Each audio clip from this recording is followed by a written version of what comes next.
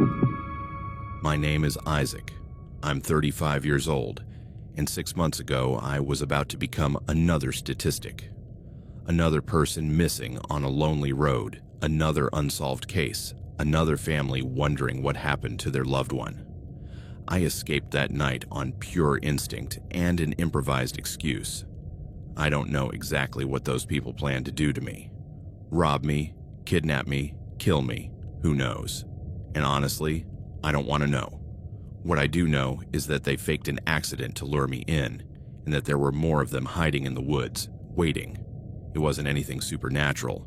They weren't ghosts or creatures from a nightmare. They were real people, flesh and blood, using human kindness as bait for something terrible. Every time I drive at night now, every time I see a car on the side of the road, I remember that night.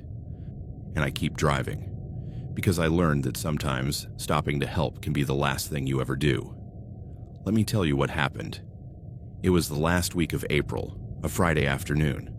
I had spent the long weekend in Minneapolis visiting my older brother, David, who had just had his second child.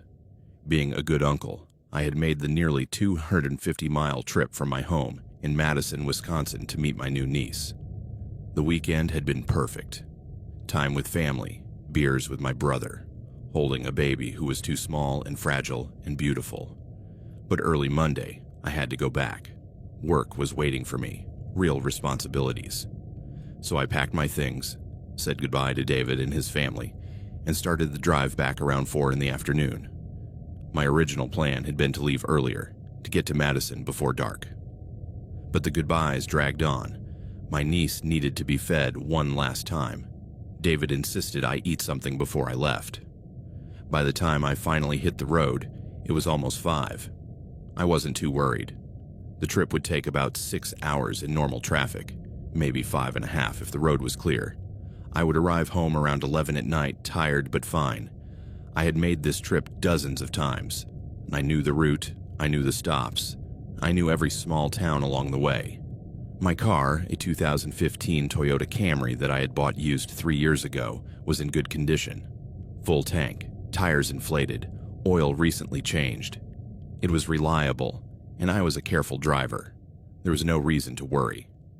The first 2 hours were uneventful. I put on my Roadtrip playlist, a mix of classic rock and alternative indie that I had carefully curated over the years. Traffic was light leaving Minneapolis. The sun began to set around 7, painting the sky with vibrant oranges and reds. I stopped at a gas station around 7:30 to stretch my legs and buy coffee. The clerk, a guy who couldn't have been older than 19, was looking at something on his phone and barely glanced up when I paid. "Long trip?" he asked without looking up. "Heading home, Madison. Be careful out there. I heard it's going to be foggy tonight." I nodded, grabbed my coffee, and got back on the road. There was no fog yet, but the temperature had dropped. The sky had darkened from deep blue to ink black. By about 8:30, I had made good progress. The road had become more lonely, fewer cars passing in the opposite direction, fewer lights of civilization. This part of Wisconsin is mostly rural. Fields, forests, small towns spaced every 30 or 40 kilometers. There was a beauty to it, to the dark vastness, to the stars barely visible through the scattered clouds. But there was also isolation. Long stretches where you didn't see another car for 20 minutes, where the only lights were your own headlights cutting through the darkness. My phone was mounted on the dashboard, GPS showing that I had about 200 kilometers to go. 2.5 hours, maybe 3. I'd be home before midnight. The coffee kept me alert.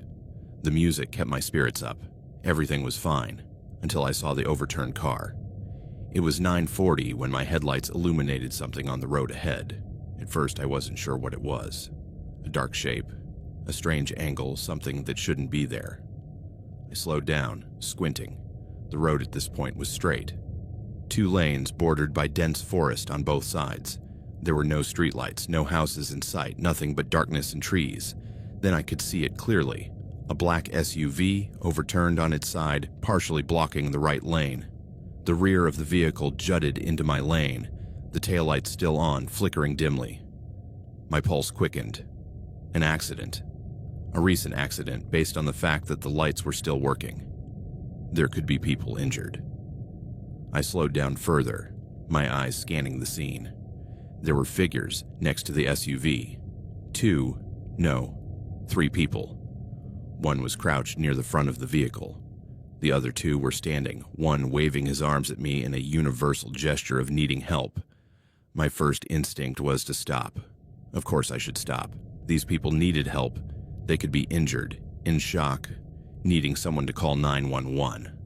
But something made me hesitate. Maybe it was the way the scene was set up. The SUV was perfectly positioned to partially block the road, forcing passing cars to slow down or stop. But there were no visible skid marks on the road. There was no debris scattered about as you would expect from an accident that overturned a vehicle. Or maybe it was the way the people were moving. Not with the chaotic urgency you'd expect from accident victims, but with calculated, almost choreographed movements. But I dismissed these thoughts almost as quickly as they came. I was being paranoid. These people had been in an accident. They needed help. What kind of person would drive by without stopping? I stopped about 20 yards from the SUV, leaving my car in the left lane with my hazard lights on. I left the engine running, an instinctive precaution that I didn't question at the time. I opened my door and got out. The night air was cold, maybe 45 degrees, with a light wind blowing through the trees. I could hear the leaves rustling, the tick-tick of my idling engine, the soft beep of the SUV's hazard lights. "Is everyone okay?" I shouted, walking toward them. "Is anyone hurt?" The person who had been waving his arms turned toward me. A man, middle-aged, wearing jeans and a dark jacket. His face was hard to see in the dim light, but his body language radiated relief. "Oh, thank God," he said, his voice loud and clear. "We thought no one would come. My wife, she's trapped inside. We need help getting her out." I moved closer. The person crouched next to the SUV stood up, another figure in a dark jacket and baseball cap. The third person, closer to the woods, remained in the shadows. "Did you call 911? I asked, pulling out my phone. "No signal," said the first man. "We tried, but there's no coverage here. Do you have a signal?" I checked my phone. 1 bar. Weak, but there. "A little. Let me call." "First, help us get her out," he interrupted. "She's conscious but trapped. We need more hands." I nodded and approached the SUV. Now that I was closer, I could see the details. The vehicle was on its right side, the driver's side up. The windows were intact except for the windshield, which had a spider crack, but wasn't broken. The doors looked dented but not severely damaged. And then I noticed something that set off alarm bells in my head. There were no fluids leaking from the vehicle, no green coolant, no black oil, no gasoline. If this SUV had really rolled over hard enough to end up on its side, there should be something leaking. I looked at the man more closely. He was standing less than 2 meters away from me now, his face more visible. No scratches, no blood. His clothes were clean, no tears, no dirt. For someone who had supposedly just been in an accident where his wife was trapped inside the vehicle, he looked remarkably unharmed. "How did it happen?" I asked, trying to keep my voice casual. "The accident." "Deer," he said quickly. "It ran out of nowhere. I tried to swerve and lost control, just like that." But there was no deer, neither alive nor dead. And on such a dark stretch of road with such dense forest, if he had hit a deer or even tried to swerve so violently that he rolled over, the animal would be somewhere nearby. I looked back at the SUV, then at the second man in the baseball cap. He also seemed completely unharmed. No visible injuries, no blood. He didn't even seem shaken. "Let me see your wife," I said, walking toward the driver's side of the overturned SUV. "She's on the other side," the first man said quickly. "Passenger side. We need help tilting the vehicle a little so we can open the door." I moved around the vehicle, my pulse beginning to race. Something wasn't right here.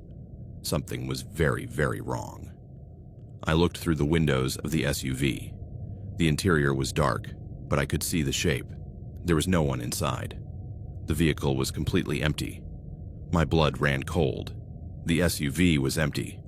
There was no trapped wife. There probably hadn't even been a real accident. This was a setup. A trap. I tried to keep my expression neutral, not let them know I'd seen through their trick. But my mind was racing, adrenaline starting to pump through my system. "I can't see her," I said, my voice sounding surprisingly calm. "Where exactly is she?" "In the back," the man said, moving closer. She moved back before the vehicle rolled over. Lies. It was all lies. And now I was 20 yards from my car, surrounded by at least 2 men who were trying to lure me further away from my only escape route. I thought about running, just turn around and run to my car. But what if they were faster? What if they had guns? I needed to be smart. I needed a way to get back to my car without looking like I was running away. And then I saw something that made my whole body stiff with terror. Movement in the woods, not just on the side where the third person was, but on both sides of the road. Figures emerging from among the trees, at least 4 or 5 that I could see, maybe more in the shadows. They were all walking toward the road, slowly, deliberately, unhurried, as if they knew I had nowhere to go. The first man must have noticed my gaze because he turned slightly, then looked back at me with what I can only describe as a smile. Not a nice smile. A predator's smile that knows its prey, has finally understood the situation. "See something interesting?" he asked, his tone shifting from desperate to something much colder. "I thought I heard something," I said, forcing myself to sound confused rather than terrified. "In the woods." "Probably just animals," he said. "Lots of animals in these woods." The figures in the woods were closer now. I could see that they were all men, all dressed in dark clothing. One was carrying what appeared to be a baseball bat. Another had something hanging from his belt, perhaps a knife or a gun. I needed to get out of there, now. "Listen," I said, taking a casual step back. "Let me go to my car and grab my flashlight. It'll be easier to see inside the vehicle with more light." "We don't need a flashlight," said the man, also taking a step toward me. "We can handle it." "I insist," I said, taking another step back. "I have a good bright LED one. It'll be much better than the light on my phone." The man looked at the guy in the baseball cap. Something passed between them, some silent communication. The third person, the one who had been near the woods, was now walking openly toward us. "All right," the first man said finally. "Go get your flashlight. But hurry. We don't have much time." We don't have much time. The words sent chills down my spine. Time before what? Before more cars passed by? Before someone else stopped and ruined their operation? "Of course," I said, forcing a smile. "I'll be right back." I turned and started walking back to my car. I didn't run. Every instinct in my body screamed at me to run, to throw myself into my Camry and get out of there as fast as I could. But running would tell them I knew. Running might make them act faster. So I walked. At a steady pace, not too fast, not too slow. 20 yards that felt like 20 miles. I could hear footsteps behind me. The first man was following me, keeping a few feet back. The figures from the woods had reached the road now, forming a semicircle that would cut me off from my car if I didn't hurry. 10 yards. I could see my Camry, hazard lights still flashing, engine still running. My salvation, so close, yet still so far away. "Hey," said the man behind me. "Got any water in your car? My throat's dry." I didn't answer. 5 meters. 3 meters. "Man, I asked you a question." I reached my driver's door. My hand touched the handle. "Wait," the man shouted, his voice losing all pretense of friendliness. "You're not going anywhere."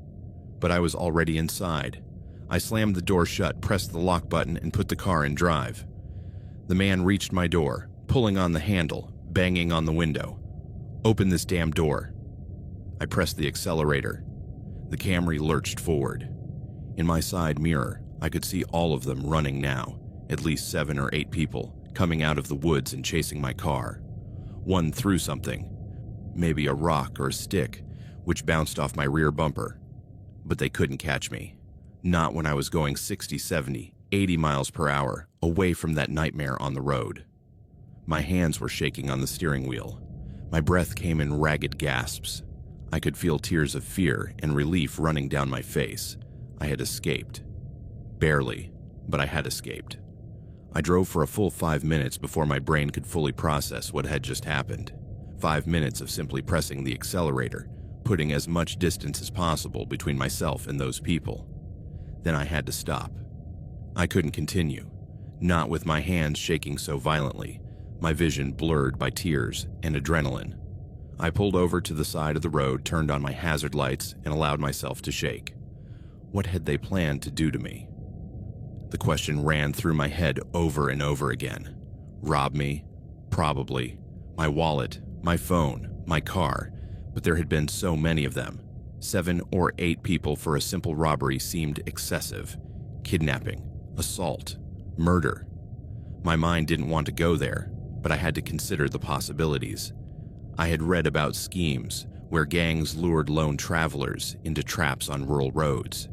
Schemes where the victims were never seen again.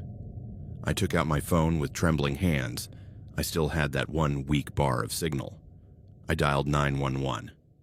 911, what is your emergency? I need to report an attempted... I'm not sure what to call it. I'm on Highway 151, near the mile marker. Wait, let me see. I frantically searched for a marker. Near the 247-mile marker, there's a group of people using a fake overturned SUV to lure drivers. They tried to trap me. There are multiple people, maybe 8 or more. Sir, are you injured? Are you in a safe place now? I'm not injured. I'm in my car. I escaped. But they're still there, on the highway, waiting for the next driver. Okay, sir, I understand. I'm sending units to that location immediately. Can you give me a description of these people? I told her everything I could remember. The 2 main men, their descriptions, the figures that came out of the woods, the black SUV. It all came out in a rush of words as the operator took notes. Units are on their way, she said after I finished. Sir, can you stay on the line? Yes, I'll stay on the line. I stayed on the shoulder for 45 minutes, my car engine still running, doors locked, talking to the 911 operator and then to a highway patrol officer who came to check that I was okay. We sent 2 units to the location you described, said the officer, a man in his 50s with a weathered face. They found nothing, no SUV, no people. Whoever it was, they left after you escaped. But they were there, I insisted. I didn't make it up. I believe you, he said. We've had reports of similar activity in this area in recent months. Nothing as elaborate as what you describe, but cars pulling over, drivers reporting feeling uncomfortable. We've never been able to catch anyone in the act. What do you think they wanted from me?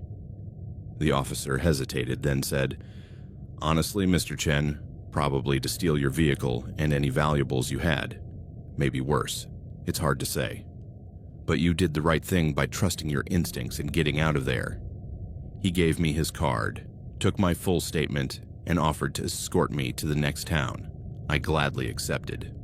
I followed his patrol car for 30 kilometers to a town called Baraboo, where there is a small police station. I gave another statement there, spoke with a detective who said she would coordinate with other agencies to investigate. Should I be worried? I asked. That they'll try to find me? The detective, a woman in her 40s named Ramirez, shook her head. Unlikely. These groups generally operate on opportunity. They look for random victims passing through their areas. Now that you've reported this, they'll probably move on to a different location. But just in case, vary your routes for a while if you make this trip regularly. I left Baraboo around midnight, emotionally and physically exhausted. The rest of the drive home took an hour, every minute of which I spent obsessively checking my rearview mirror, jumping at every pair of headlights behind me. I arrived at my apartment in Madison at 1 in the morning. I sat in my parked car for 10 minutes, just trying to calm down enough to walk inside. I didn't sleep at all that night. The next few days were a blur of anxiety and insomnia. I called work on Tuesday and said I was sick, which wasn't technically untrue. I was sick, just from fear and exhaustion rather than anything physical. I called David and told him what had happened. He was silent for a long moment after I finished. "My God, Isaac," he finally said. "You could have, if you hadn't noticed something was wrong." "I know. Drive back here. Stay for a few days. You shouldn't be alone right now." "I can't drive. Not now. Maybe in a few days." I spent those days researching obsessively. I searched for fake accident scams, roadside traps, driver ambushes. I found dozens of similar stories from across the country. A family in Texas was lured off the highway by people faking an accident, then robbed at gunpoint. A driver in Montana stopped to help what appeared to be an accident, only to be rear-ended by a second vehicle. He survived, but his car and possessions were stolen. In Arizona, a woman was kidnapped using a similar trap. She was missing for 3 days before she managed to escape, and those were just the ones that were reported. How many other victims never had the chance to report it? How many people missing on rural roads were victims of schemes like this? Detective Ramirez called me on Thursday with an update. "We've sent patrols to that section of highway for the last 3 nights. They haven't seen any activity.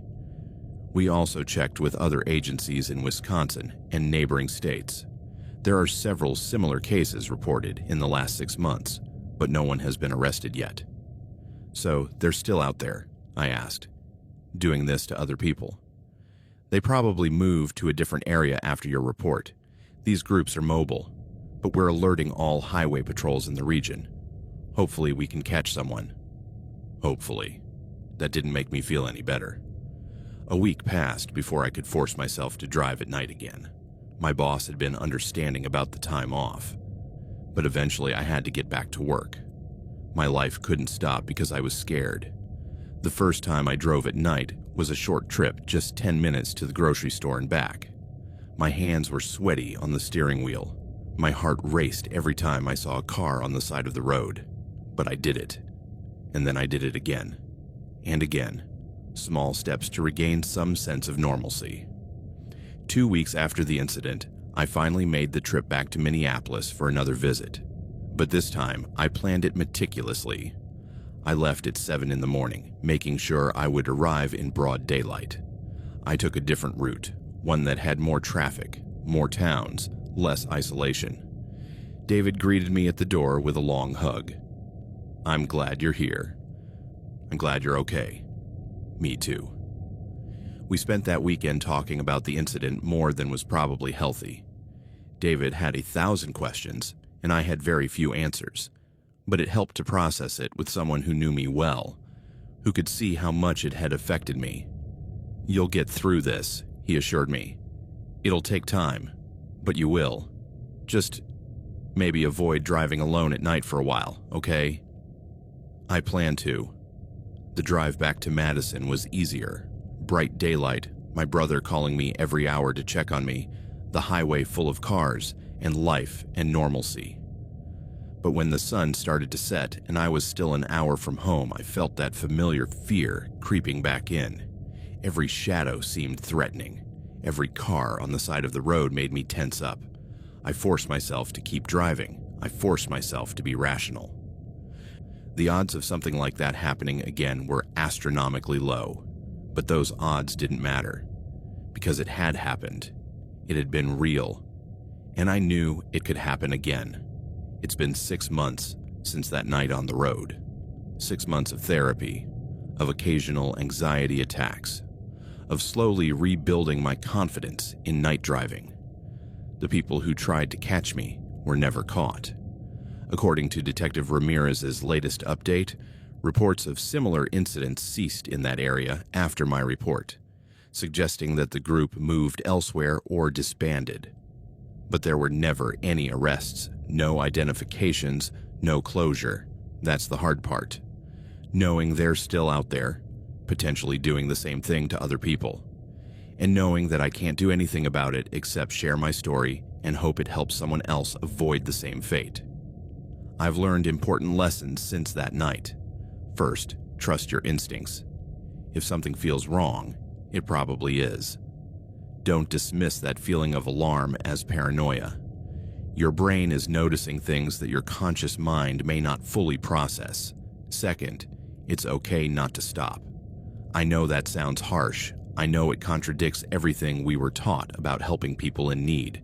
But on lonely roads at night, if something feels suspicious, call 911 from a safe place instead of stopping. Third, if you do stop, stay close to your vehicle. Don't walk away from your only means of escape. Keep your engine running, your doors unlocked only until you get out, your keys in your hand. Fourth, notice the inconsistencies.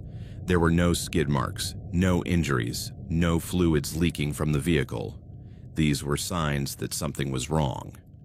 Pay attention to the details. And finally, don't be ashamed to run away. That voice in your head that says, "But maybe I'm wrong. Maybe they really need help." Ignore it if your safety is at risk. It's better to be alive and feel guilty for not helping than dead for being too kind. I drive at night now, when necessary. But I always have my phone charged. I always tell someone my route. I always keep my gas tank at least half full so I never get stranded. And I never stop for overturned cars or accidents on lonely roads at night. I call 911, report the location, but I don't stop. I can't. Not after knowing what I know now. Some people tell me I'm being paranoid, that it was an isolated incident, that I shouldn't let it control my life. And they're right in a sense. The probability of it happening again is low, but it's not zero. And that difference between low probability and zero probability is what keeps me cautious. It's what makes me check my rearview mirror a little more often. It's what makes me avoid certain roads at night, because I know what's out there. I know there are people who use our kindness, our desire to help others, as bait for something terrible. It wasn't ghosts that tried to catch me that night. It wasn't monsters from fairy tales. It was real human beings, operating with premeditation and malice, turning a stretch of highway into their personal hunting ground. And even though I escaped, even though I'm safe now, I'll never forget how it felt. The realization that I had walked straight into a trap. The fear when I saw all those figures coming out of the woods. The absolute certainty that if I hadn't trusted my instincts, if I hadn't found an excuse to get back to my car, I wouldn't be here telling this story. If you take anything away from this story, let it be this. Not everyone who appears to need help actually does. Sometimes, the appearance of need is a carefully constructed decoy. This doesn't mean you should never help anyone. It means you need to be smart about how you help. Assess the situation, trust your instincts, prioritize your own safety. If you see an accident on a lonely road at night, call 911. Provide the location. Let them handle the situation. They are trained for this, they are equipped for this, and it is literally their job. If you absolutely must stop, do so in a way that keeps you safe. Stay in your vehicle with the doors locked. Speak through a partially rolled down window. Be ready to leave if something feels wrong. And if you see multiple people at an accident scene who don't appear to be injured, if there are no skid marks or debris, if something inside you is telling you to run, then run. Don't think twice. Don't feel guilty. Just go. Because the people who tried to catch me that night are probably still out there. Maybe not on the same road, but somewhere. Waiting for the next kind driver, the next good Samaritan, the next target. Don't be that target. Be smart. Be cautious. And above all, trust your instincts. It saved my life. It could save yours too.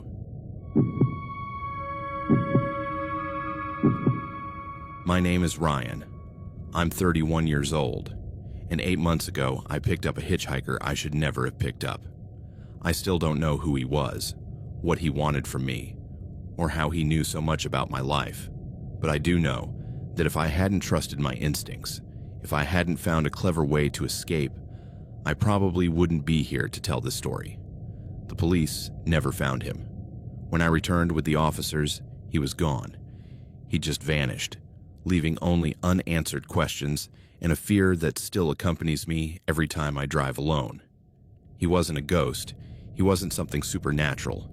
He was a real person, flesh and blood, who for some reason had been watching me, studying me, waiting for the perfect moment to what exactly, I don't know. And that uncertainty is what haunts me the most. Let me tell you how it started. It was a Saturday in early March. I'd driven from my apartment in Columbus, Ohio to my grandparents' small farm outside Athens, a trip of about 80 miles that I made at least once a month. My grandparents were getting older. My grandfather was 84 and my grandmother was 81, and I was the only family member who lived close enough to visit them regularly. The day had been perfect. I helped my grandfather with some repairs in the barn, ate my grandmother's incredible lasagna, and we spent the afternoon playing cards and catching up. Those days on the farm always reminded me of simpler times, when I was a kid spending summers there, running through the fields, learning to fish in the pond. I'd planned to stay until Sunday, but I got a call from my boss around 6 in the evening. Emergency at work. They needed me to check on some servers that had failed. I work in IT for a logistics company, and when the systems go down, it means millions in losses. "Sorry, Grandpa," I said, packing my things. "I have to go back tonight." "Don't worry, kid," he replied, patting me on the shoulder. "Work is work. Just drive carefully. It's going to be cold tonight." My grandmother packed me food for the road as always. Sandwiches, homemade cookies, a bottle of juice. "Eat something on the way," she insisted. "Don't drive on an empty stomach." I left the farm around 7:30. The sun had already set completely, leaving a deep purple sky that was quickly darkening to black. The temperature had dropped considerably, my dashboard showing 38 degrees Fahrenheit. My usual route was fairly straightforward. Leave Athens on State Route 50, then connect with 33 to Columbus. It was mostly rural highway, with small towns spaced every 20 or 30 miles. During the day, it was picturesque, green fields and forests, occasional farms. At night, it was more desolate, long stretches of darkness interrupted only by my headlights. I put on my driving playlist, a mix of indie rock and folk, and settled in for the 2-hour trip. Traffic was light, as I expected for a Saturday night in this part of Ohio. Most people were at home or in local bars, not driving on rural roads. The first 45 minutes were uneventful. I passed through Athens, then Nelsonville, then small towns that barely deserved names. My headlights illuminated the road ahead, the dense forest on either side creating dark walls. Around 8:15 p.m., I had made good progress. I was on a particularly lonely stretch of 33, with no houses in sight, no other cars in view, just darkness, trees, and the white line of the road stretching endlessly ahead. Then I saw the figure on the side of the road. At first, it was just a silhouette in the distance, barely visible at the edge of my headlights. A person standing on the shoulder, thumb extended in the universal gesture of hitchhiking. My first instinct was not to stop. I never picked up hitchhikers. Too much risk, too much unpredictability. I had heard enough stories about hitchhikers who turned out to be muggers, or worse, but as I got closer, I could see more details. It was a young man, maybe my age or a little younger, dressed in jeans and a light jacket. He was carrying a large backpack. He didn't look particularly threatening, just tired and cold. And it was cold, 38 degrees with wind. Being out there without shelter could be dangerous, especially if the temperatures continued to drop. What kind of person was I if I left him out there? This wasn't a big city where there would be other cars every few minutes. This was a rural highway, where it could be an hour before the next vehicle came along. Against my better judgment, I slowed down. The man saw me slow down and walked toward my car with quick steps. I rolled down the passenger window, just a few inches. "Where are you going?" I asked. "Columbus," he replied. His voice was soft, almost hard to hear over the noise of the engine. "Or as close as you can take me." That was convenient. Columbus was exactly where I was going. "Get in," I said, unlocking the doors. He opened the back door and put his backpack in the back seat, then slid into the front passenger seat. I could see him better now in the car's interior light. Dark hair, a little long, unshaven face. Normal features, nothing particularly memorable. He could have been anyone. "Thanks, man," he said, rubbing his hands together to warm them. "I thought I was going to freeze out there." "No problem," I replied, pulling back onto the road. "How long were you waiting?" "About an hour, maybe more. I lost track of time." "What left you stranded here?" There was a pause. "Car broke down a few miles back. Didn't have cell service to call a tow truck, so I started walking. I thought I'd make it to the next town before dark, but I misjudged it." It sounded plausible. There was no cell phone reception in many parts of this highway. And a broken-down car in the middle of nowhere was not unusual. "Did you leave your car there?" "It wasn't worth saving," he said. "Old piece of junk. I just need to get to Columbus." I nodded and kept driving. The man remained silent, staring out the window at the passing darkness. It wasn't exactly uncomfortable, but it wasn't easy conversation either. Some people just aren't talkers. 10 minutes passed in silence, then 20. I kept my attention on the road, half forgetting I had a passenger except for his silent presence beside me. Then he spoke again, startling me a little. "You work in IT, right?" I turned to look at him. "How?" "Yes, I work in IT. How did you know?" "You have that look," he said, still staring out the window. "Technical. Plus, your laptop bag in the back seat has a tech company logo on it." I glanced briefly in the rearview mirror. He was right, my work bag was there, my company logo visible. Observant, but not creepy. Yet. "Yes, I work in IT," I confirmed, "for a logistics company in Columbus." "Data flow logistics," he said. My blood ran slightly cold. "How do you know where I work?" "I guessed," he said, now turning to look at me. In the dim light of the dashboard, his eyes were hard to read. "It's the biggest logistics company in Columbus. 50-50 odds if you work in IT." That was true, I suppose, but it felt strange. Why would a random hitchhiker be so interested in my job? "What about you?" I asked. "What do you do?" "Various things," he replied vaguely. "I work here and there. Nothing permanent." Another silence settled in, but now it felt different. More tense. I began to wonder if picking him up had been a mistake. We drove for another 15 minutes without speaking. Then, "Do you live alone?" The question struck me as too personal. "Why do you ask?" "Just conversation," he said. "Long drive. Thought I'd chat a little." "I live with my girlfriend." I lied. I didn't live with anyone, but something told me I shouldn't reveal that I lived alone. "Oh, really?" she said, and there was something in her tone. "What's her name?" "Sarah," I said, using the first name that came to mind. It was the name of my ex from 2 years ago. "Sarah," she repeated, tasting the name. "Pretty name." More silence. My hands started to sweat on the steering wheel. This was getting weird. "You know," he said after another minute, "it's funny. I thought I saw you the other day in Columbus. At that coffee shop on High Street. The one near the OSU campus. Coffee house, I think it's called." My stomach churned.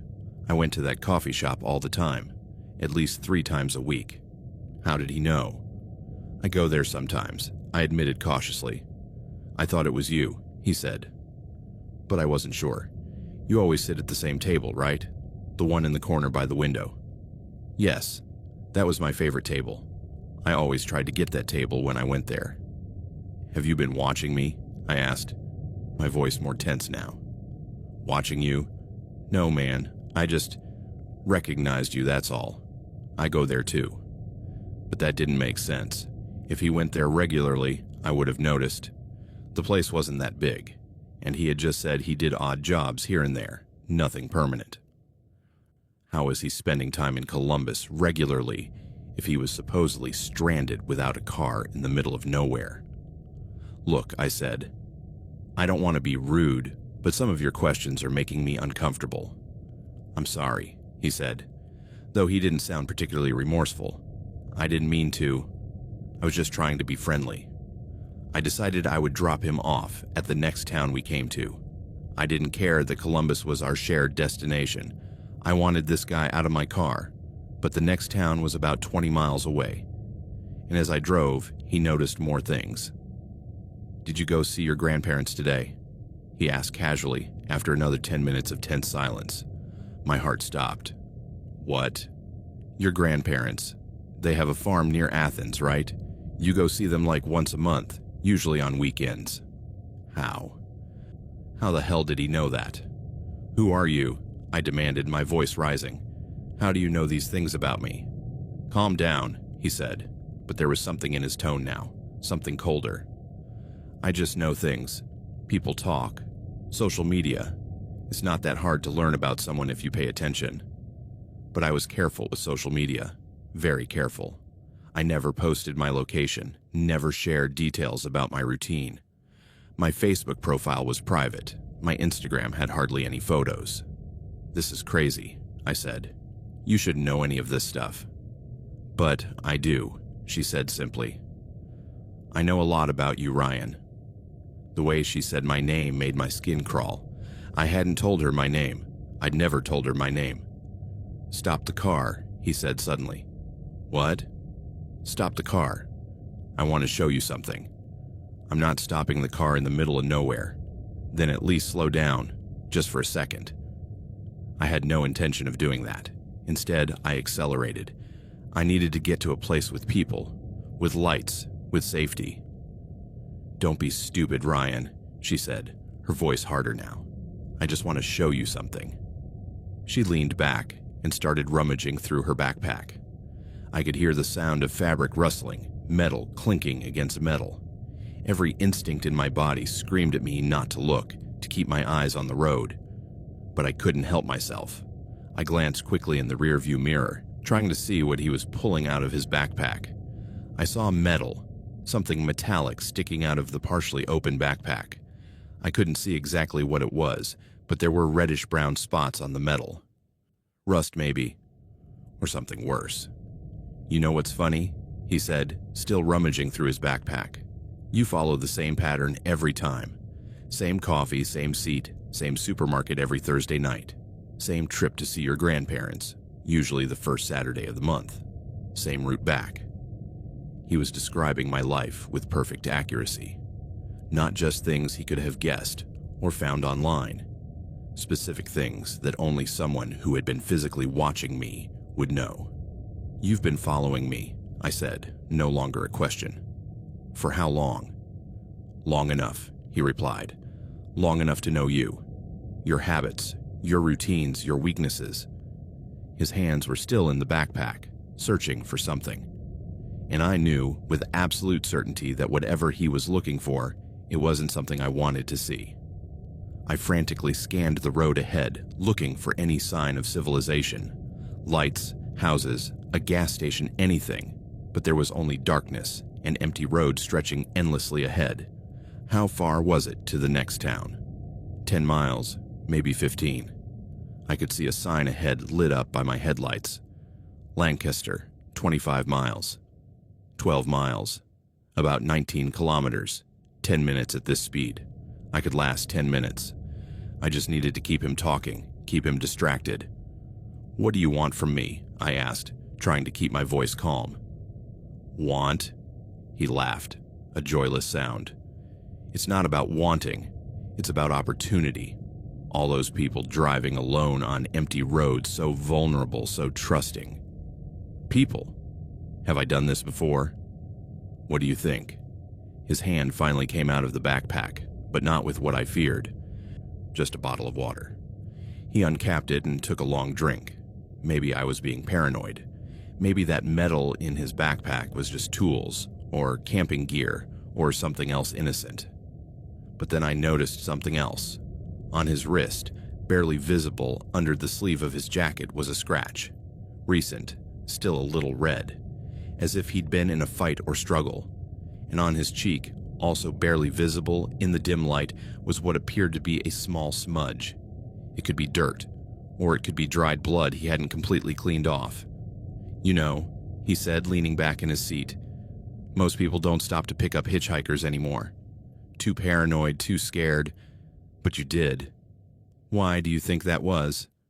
Because it was cold, I said. Because you seemed to need help. Kindness, he said, testing the word. That's your weakness, you know? Being too kind. Stopping when you should keep driving. Trusting when you should be suspicious. I don't trust you, I said. But you picked me up. That was trust enough. The sign for Lancaster appeared again. Lancaster, 12 kilometers. We were getting close. I just needed to keep this together for a few more minutes. My mind was working frantically, trying to come up with a plan. I couldn't just stop and run, not in the middle of nowhere with this guy potentially chasing me. I needed to get to a safe place first. Lancaster would have a police station, almost certainly. Most towns in Ohio had at least a small police department. If I could get there, if I could pull over in front of the station. But what if he tried to stop me before that? What if he realized where I was going and reacted? I needed an excuse. Something that would explain why I was pulling over without revealing my real plan. You know what's most interesting about you, Ryan? He said suddenly. It's not that you're predictable. A lot of people are predictable. It's that you're aware that you're predictable, but you don't do anything about it. You keep following the same routines, taking the same routes, doing exactly what you did yesterday and the day before. People have routines, I said defensively. That's normal. Routines make you vulnerable, he said. They make you easy to find, easy to approach. The way he said approach sent chills down my spine. I saw another sign. Lancaster, 8 kilometers. Almost there, just a few more minutes. I began to slow down gradually, not so much as to be obvious, but enough to buy myself some time to think. Why are you slowing down? He asked instantly. Speed limit, I lied. We're approaching the town. The police in these small towns love to give tickets to out-of-town drivers. He seemed to accept that. Yeah, I'm sure you know this road pretty well. How many times have you made this trip? 100, 200? Many times. And you always take the same route, Highway 50 to 33. You never vary, even when there are alternative routes that might be faster. He was right. I always took the same route because I knew it, because it was familiar. But now I realized how stupid that was, how predictable it made me. The lights of Lancaster began to appear ahead. A small town, maybe 5,000 people, but enough to have basic services. I could see a lit-up gas station, a McDonald's, a few closed stores, and there, on the right side of the road, a brick building with the American flag flying. The Lancaster Police Department. My chance. But I needed to make it believable. I needed a reason to stop right there that wouldn't immediately arouse his suspicions. Hey, I said. I need to stop at a gas station. I need to use the bathroom. Hold on until Columbus, he said quickly. It's not that far. I can't. I really need to go. Then stop at that gas station we just passed. But that would take us away from the police station. We already passed it. And besides, I want to buy something to drink. The next gas station is fine. I could feel his tension. He knew something wasn't right, but he couldn't pinpoint exactly what. We passed the police station, and my heart sank. I had talked too much, planned too much, and now I had missed my chance. But then I remembered something. Just past the police station, a block away, there was another gas station, and between the gas station and the station was an empty parking lot of an old commercial building. I could stop there, pretend my car was having problems, get out to check it, and then run to the police station, which was only 100 yards away. It would be risky. If he got out of the car with me, if he tried to stop me, I might not make it. But it was my best chance. Actually, I said, passing the gas station too, I think there's something wrong with my car. Do you hear that noise? I don't hear anything. A rattling, like something's loose. I started to slow down more obviously now. I'm going to pull over and check. It'll only take a second. Your car is fine, he said, his voice now definitely on alert. Let's keep driving. No, there really is something wrong. I pulled into the empty parking lot. I don't want to risk breaking down further down the road. Ryan, don't stop the car. But I was already doing it. I pulled into the parking lot, put the car in park, and turned off the engine. What are you doing? He demanded. Checking my car, I said, trying to sound casual even though my heart was beating so hard I could hear it. Stay here. I'll be back in a second. I opened my door before he could protest. The cold night air hit me as I stepped out, deliberately leaving my keys in the ignition. If I needed to flee, if my plan failed, he could steal my car, but at least I would be alive. I walked to the front of the car, pretending to examine something under the hood. Out of the corner of my eye, I could see the police station. The lights were on. There was a patrol car parked outside. Salvation was 100 yards away.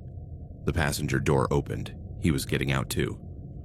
What do you see? He asked, circling the car toward me. I'm not sure, I said, my muscles tensing. Maybe nothing. It could have been my imagination. He was 10 feet away from me now, 6 feet. I could see his expression clearly in the parking lot light. He was no longer trying to appear friendly. His face was cold, calculating. And then I saw what he pulled out of his jacket pocket. A knife. Not big, maybe a 4-inch blade, but lethal enough. You know, he said, I really thought we'd make it to Columbus before you noticed. It would have been easier there, more private, but I guess we'll have to improvise. That was it. That was my moment. I ran. I turned and ran toward the police station faster than I had ever run in my life. Behind me, I heard his cry of surprise, then the sound of his footsteps chasing me. Ryan, stop! But I didn't stop. I ran across the empty parking lot, jumped over the curb, crossed the street without looking, almost getting hit by a passing car. The driver honked furiously, but I didn't care. The police station was ahead. 75 feet. 50. 25. I could hear him behind me, closer than I would have liked. He was faster than me, his longer legs covering more ground. Help! I shouted as I ran. Someone help me. The front door of the station was ahead. 10 meters. 5. I pounded on the door with both hands, pulling on the handle. It was locked. Of course it was locked. It was almost 9 o'clock on a Saturday night in a small town. The front door would be locked, but there would be a window with an officer on duty. I pounded on the window frantically. Help, please, someone is... I looked back. The hitchhiker had stopped in the middle of the street about 20 meters away. The knife was no longer visible, probably back in his pocket. We stared at each other for a long moment. Then he turned and started walking, not running, casually back toward where I had left my car. The police station window slid open. An officer, young, maybe mid-20s, looked at me with concern. Sir, are you all right? No, I gasped, still breathless from running.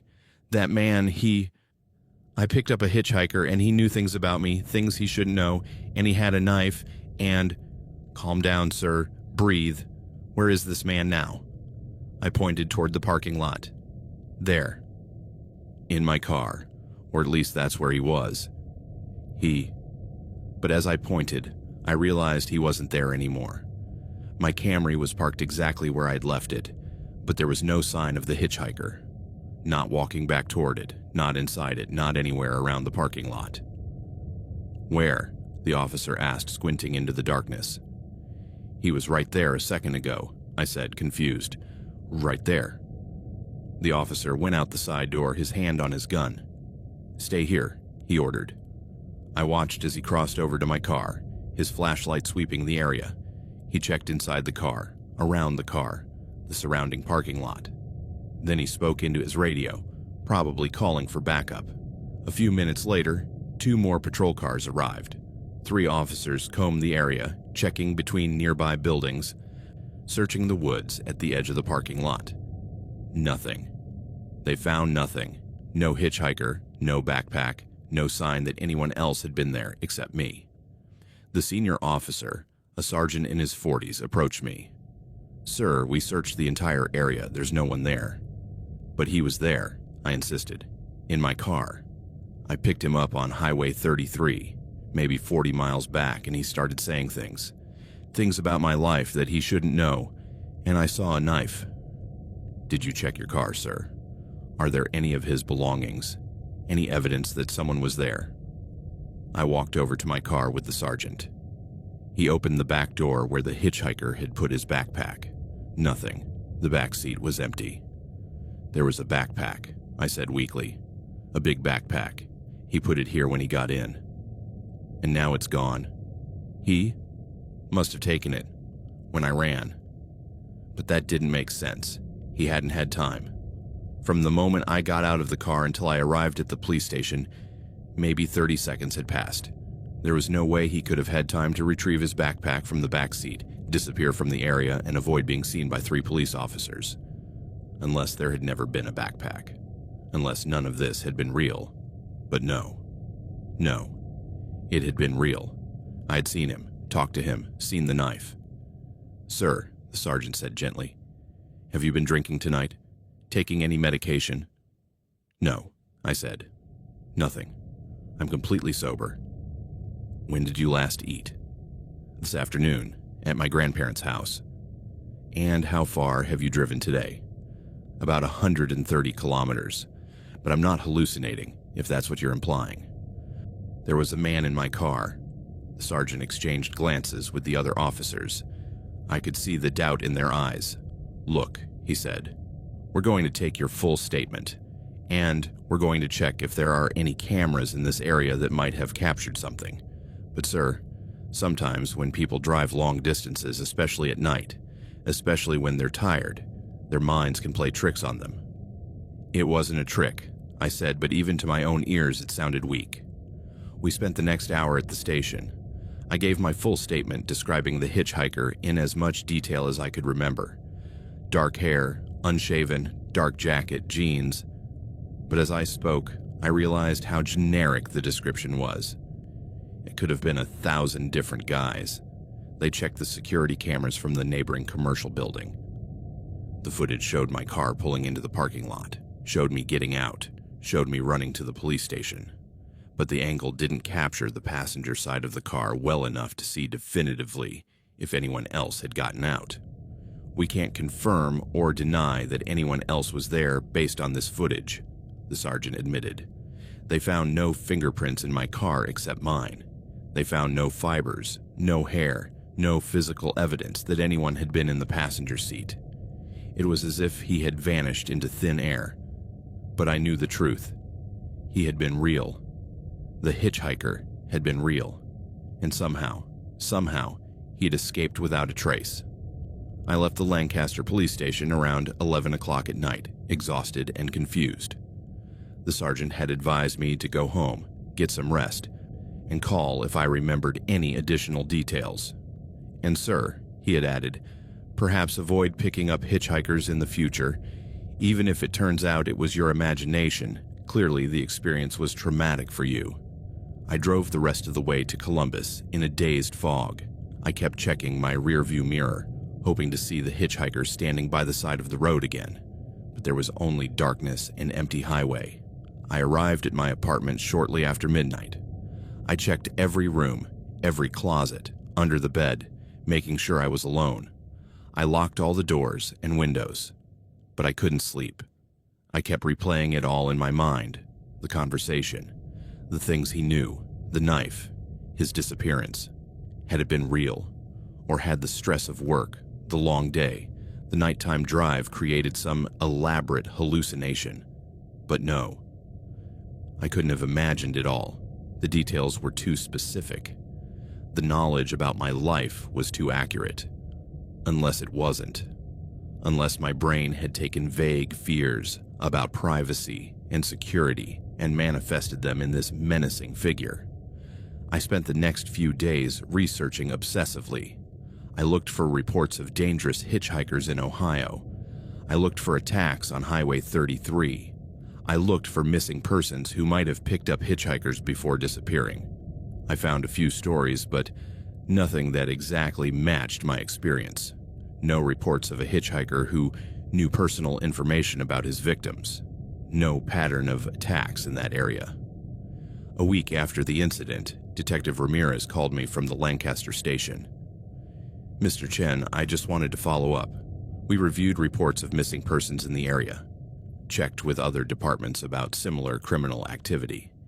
We found nothing that matches what you described. So you think I made it up? I'm not saying that, he said carefully. I'm just saying that without physical evidence, without corroboration, it's difficult to investigate further. What about traffic cameras, toll booths, anything that might show my car stopping to pick someone up? Highway 33 doesn't have cameras in that section, and you didn't pass through any toll booths. I'm sorry. So I was left alone with my questions. Who was he? How did he know so much about me? What was he planning to do? Where is he now? And the most disturbing question, why did he disappear so completely that even the police couldn't find evidence that he ever existed? 8 months have passed. 8 months since that night on the highway. And I still don't have any answers. I changed my routines completely. I no longer go to the same coffee shop regularly. I vary my routes to work. I even change the day I visit my grandparents, never the first Saturday of the month. I installed more locks on my apartment, security cameras, a monitored alarm. Maybe it's excessive paranoia, but it helps me sleep at night. I've never picked up a hitchhiker again, not one. I don't care how harmless they seem, how genuine their need is. I just keep driving. My friends think I'm overreacting. It was probably just some weird guy, my friend Tom said when I finally told him. He said some things that scared you. You got scared. You ran. End of story.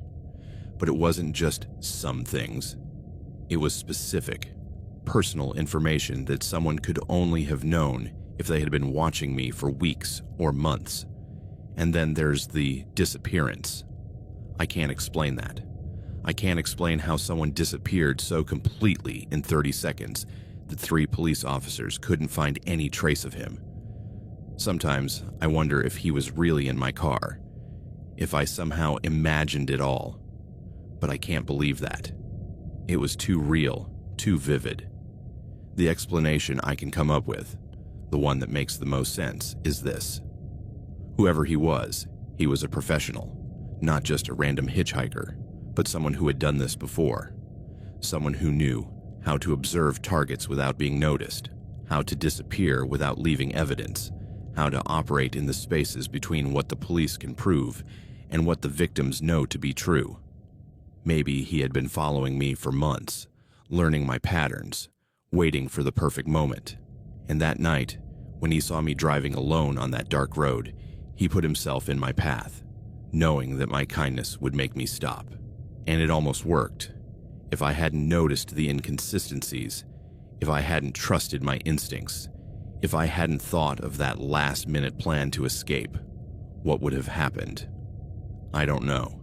And that uncertainty is what haunts me the most. I shared this story not to scare people, but to warn them.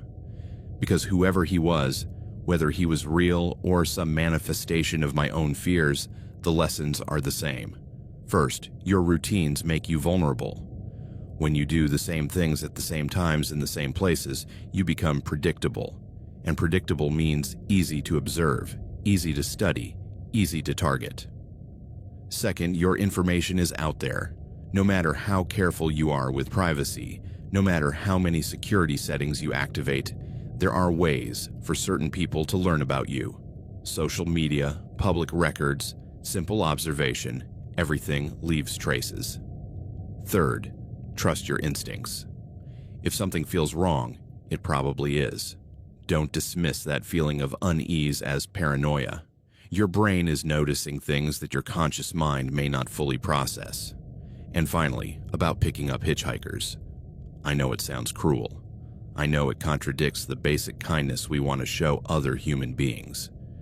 But in today's world, on lonely roads, at night, with strangers you don't know, the risk is simply too high. If you see someone stranded, call 911, report the location, let the authorities handle the situation, but don't stop. Your safety has to come first. I've learned these lessons the hard way. You don't need to learn the same ones. It's October now. The weather is getting cold again. reminding me of that cold March night when I picked up someone I never should have picked up. I made the trip to my grandparents' house last weekend, but I left during the day, made sure to return before dark, took a completely different route. My grandfather noticed. "You're taking the long way," he commented. "I just wanted to see some different scenery," I lied, but he knows me too well. "Whatever scared you on that trip months ago, it's still bothering you, isn't it?" I hadn't told him the whole story, only that there had been an incident that had made me cautious. "Yes," I admitted, "it still bothers me." "Time," he said, putting his hand on my shoulder. "Time heals most things. Maybe not all, but most." I hope he's right. I hope that eventually I'll be able to drive at night without constantly checking my rearview mirror. I hope I'll be able to see someone on the side of the road without my heart skipping a beat. But for now, I live with the questions. I live with the uncertainty. I live with the knowledge that there are things in this world I can't explain. People who operate in the shadows. Threats that disappear before you can even prove they existed. The hitchhiker was never found. No other victims came forward. No evidence surfaced. It's as if he never existed, but I know he did. I know he was in my car. I know what he said. I know what I saw in his backpack. And I know that somewhere out there, he's waiting for the next kind driver, the next target. The next victim who is kind enough or naive enough to stop. Don't be that person. Keep driving.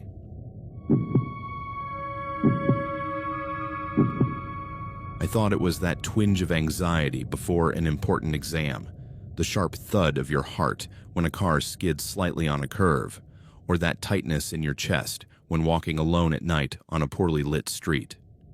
It was a manageable fear, a fear with defined boundaries, like a river you know and know where you shouldn't cross, until that day, until I learned that true terror does not live in the shadows of the unknown, but in the harsh light of day, dressed in a uniform that swore to protect you.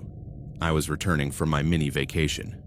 It had been just 3 days in a small mountain town in Colorado, a place called Crested Butte, where the air smelled of pine and damp earth, and the only constant sound was the wind in the fir trees. It had been a necessary getaway to disconnect from the stress of college. I was studying literature at the University of Denver and my part-time job at a downtown bookstore, where customers sometimes treated me as if I were invisible. My name is Pia, and at the time, at 22, I still had a naive faith in the inherent order of things. I believed that if you followed the rules, the world would treat you fairly. If you paid your taxes, respected others, and kept your papers in order, life, though hard, would not betray you. The drive back to my apartment in Denver was supposed to take about 5 hours. I had left early, with the sun peeking over the snow-capped peaks, painting the sky with shades of orange and pink that looked like something out of a watercolor painting. I had my Roadtrip playlist on a mix of Fleetwood Mac, The War on Drugs, and Phoebe Bridgers singing at the top of my lungs, feeling that fleeting freedom that only the open road can provide. The gas tank was full. The car's papers, a 2018 Honda Civic, pearl white, with barely 100,000 kilometers, were in the glove compartment, neatly organized in a plastic folder. My modest luggage was in the back seat, a small suitcase with clean clothes, a book of poetry by Sylvia Plath that I had bought at a local store, and a bag of gifts for my roommate, Maya. Everything was in order. I was a responsible girl, doing everything as it should be done. I had left Interstate 70 behind and taken a smaller, more scenic state highway, 285. It was a route that wound through dense forests of pine and fir trees, with deep valleys and crystal clear streams glistening in the sun. There was less traffic, fewer trucks, less noise. It was the kind of road you would choose if you wanted to think, if you wanted to feel that the world still had beauty. I had been driving for about 2 hours, immersed in the hypnotic monotony of the asphalt and the trees passing by like a green backdrop. The sun was already high, bright, bathing everything in a light that seemed innocent, almost sacred. That's when I saw it in the rearview mirror. the red and blue lights spinning on the roof of a patrol car. A jolt of confusion, followed by an immediate and automatic mental review of my speed. The speedometer read 88 kilometers per hour, the limit in that area. I hadn't changed lanes abruptly. The taillights were working. The tires were in good condition. My heart pounded, a dull thud of anxiety, but I rationalized it. It must be a routine check, I thought, or maybe an alert for a stolen vehicle in the area. I pulled over carefully, feeling the wheels crunch on the gravel shoulder. I turned off the music. The sudden silence was deafening. The vehicle, a white and green Park County Sheriff Patrol SUV, pulled up behind me. It turned off its rotating lights but left its emergency lights flashing in a slow, hypnotic rhythm. A strange feeling, a drop of cold unease, began to trickle down my spine. I haven't done anything wrong, I repeated to myself. This is normal. I saw in the side mirrors as the driver's door opened. A tall, broad-shouldered officer with dark sunglasses hiding his eyes approached with measured steps. His brown uniform was impeccable, without a wrinkle or a stain. His badge was clearly visible on his chest. Deputy Michael R. I rolled down the window, feeling the warm breeze from outside mix with the air conditioning in the car. "Good morning, ma'am," his voice said. It was deep, neutral, without a trace of friendliness or hostility, a professional instrument. "Good morning, officer," I replied, trying to keep the growing nervousness from showing in my voice. "Is there a problem?" He didn't answer right away. His eyes, hidden behind those dark glasses, seemed to scan the interior of my car, moving from my face to the passenger seat, to the back seat, to the visible suitcase.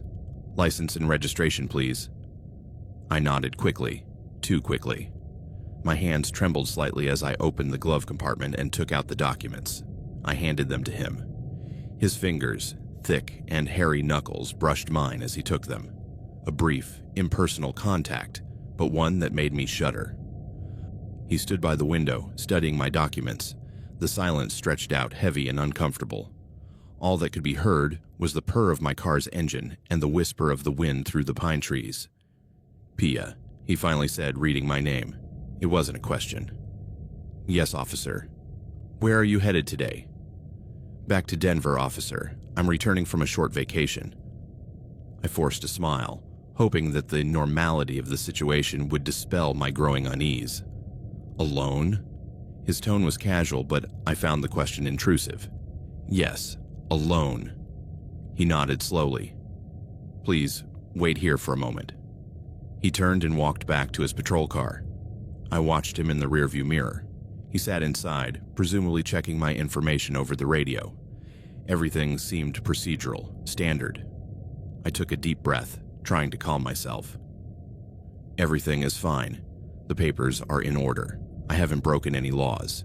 In a few minutes, he'll give me a warning or just let me go." The minutes dragged on.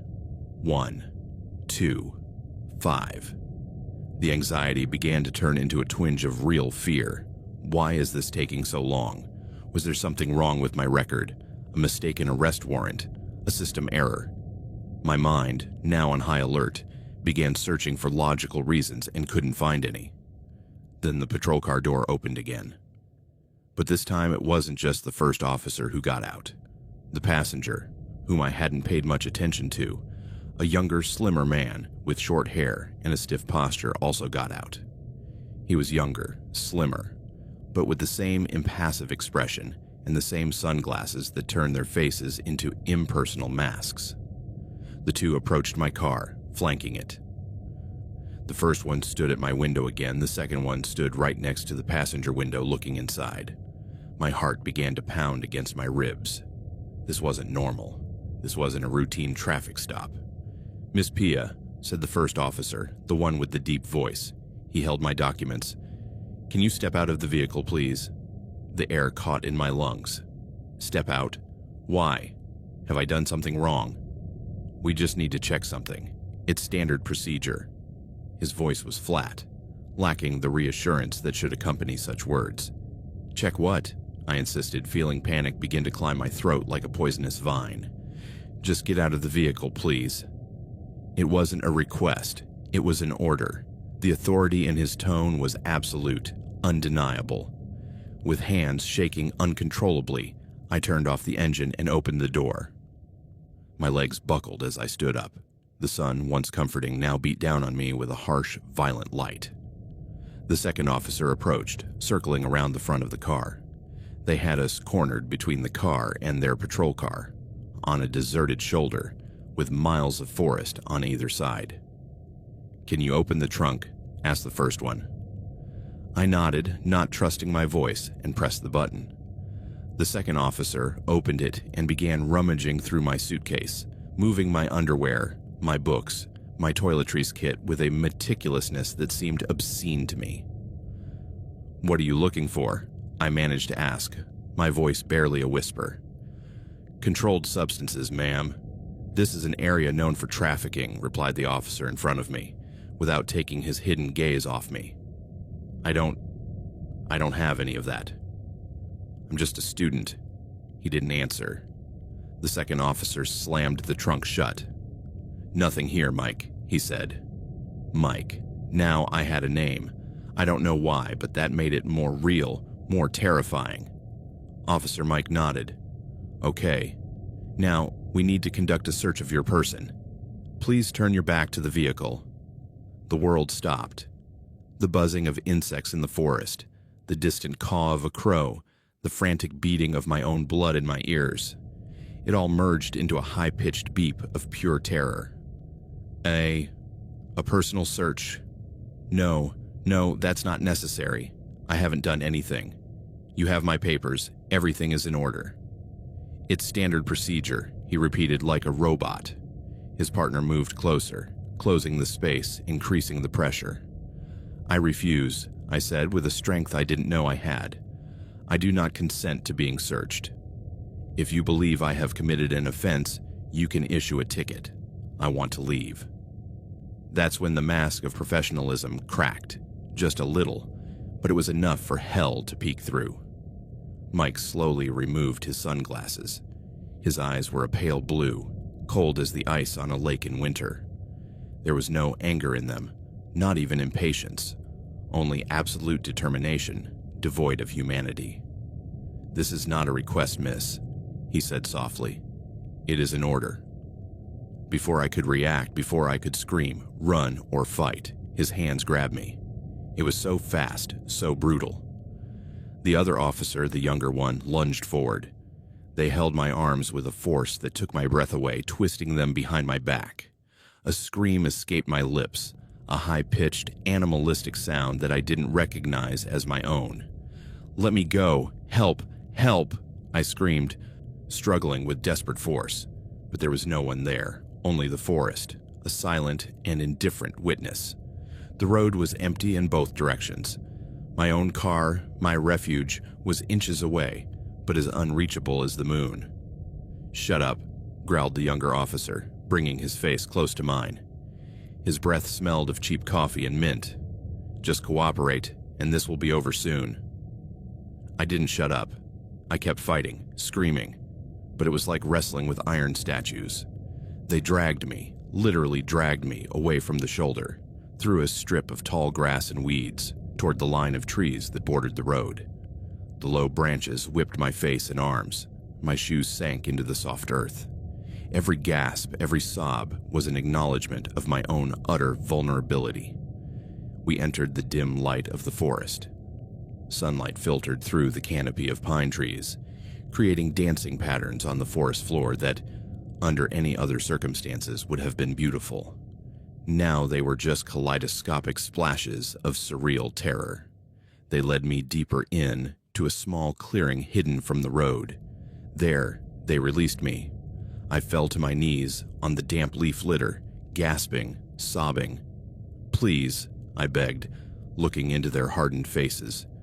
"Take my car, take my money, take everything. But please, let me go." Mike laughed, a short, sharp sound that was anything but joyful. "We don't want your car, honey. What happened next is a whirlwind of fragmented memories, a horror movie with skip scenes. I remember hands, many hands holding me down, pinning me to the cold ground. I remember the heartbreaking sound of my clothes being torn. First my cotton t-shirt, then my bra, then the yoga pants I was wearing. I remember the crushing weight of their bodies, one after another, the smell of sweat and dust from their uniforms.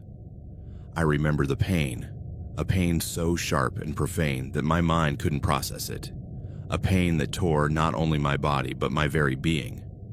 I screamed until I was hoarse. I struggled until I had no strength left. I begged, I pleaded, I cursed, but they were deaf. They were machines of violence wrapped in the brown and blue of authority. They whispered to each other, brief, guttural instructions, as if they were performing an unpleasant but necessary task. That was the most terrifying thing, the coldness, the methodical execution of their brutality. One of them, the youngest, held my head to the ground, his hand over my mouth, drowning out my screams.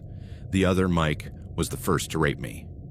It was an invasion of indescribable violence, a white fire that consumed all thought, all trace of the person I was. The world was reduced to that pain, that weight, the feeling of being torn apart inside. Then they switched. The younger one took his turn, with even more frenzied ferocity, while Mike watched.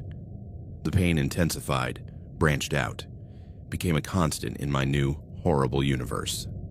I felt the rough texture of the uniform pants against my skin, the animalistic growls coming from their throats, the crunch of dry leaves beneath our bodies. I don't know how long it lasted. It could have been minutes. It could have been an eternity. Time lost all meaning in that hellish clearing. Finally, it stopped.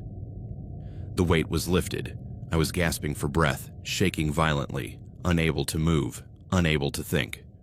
I lay there on the ground, broken, exposed, empty. Mike adjusted his uniform. He didn't even seem out of breath. His cold eyes looked at me with contempt. "Don't say a word about this to anyone," he said, his voice as flat as if he were commenting on the weather. "No one would believe you. We are the law. You're just a girl who was in the wrong place." His partner spat near me. "And if you talk," he added, "we know where you live. We have everything on your record." They turned on their heels and walked away, crunching branches and leaves with their heavy boots.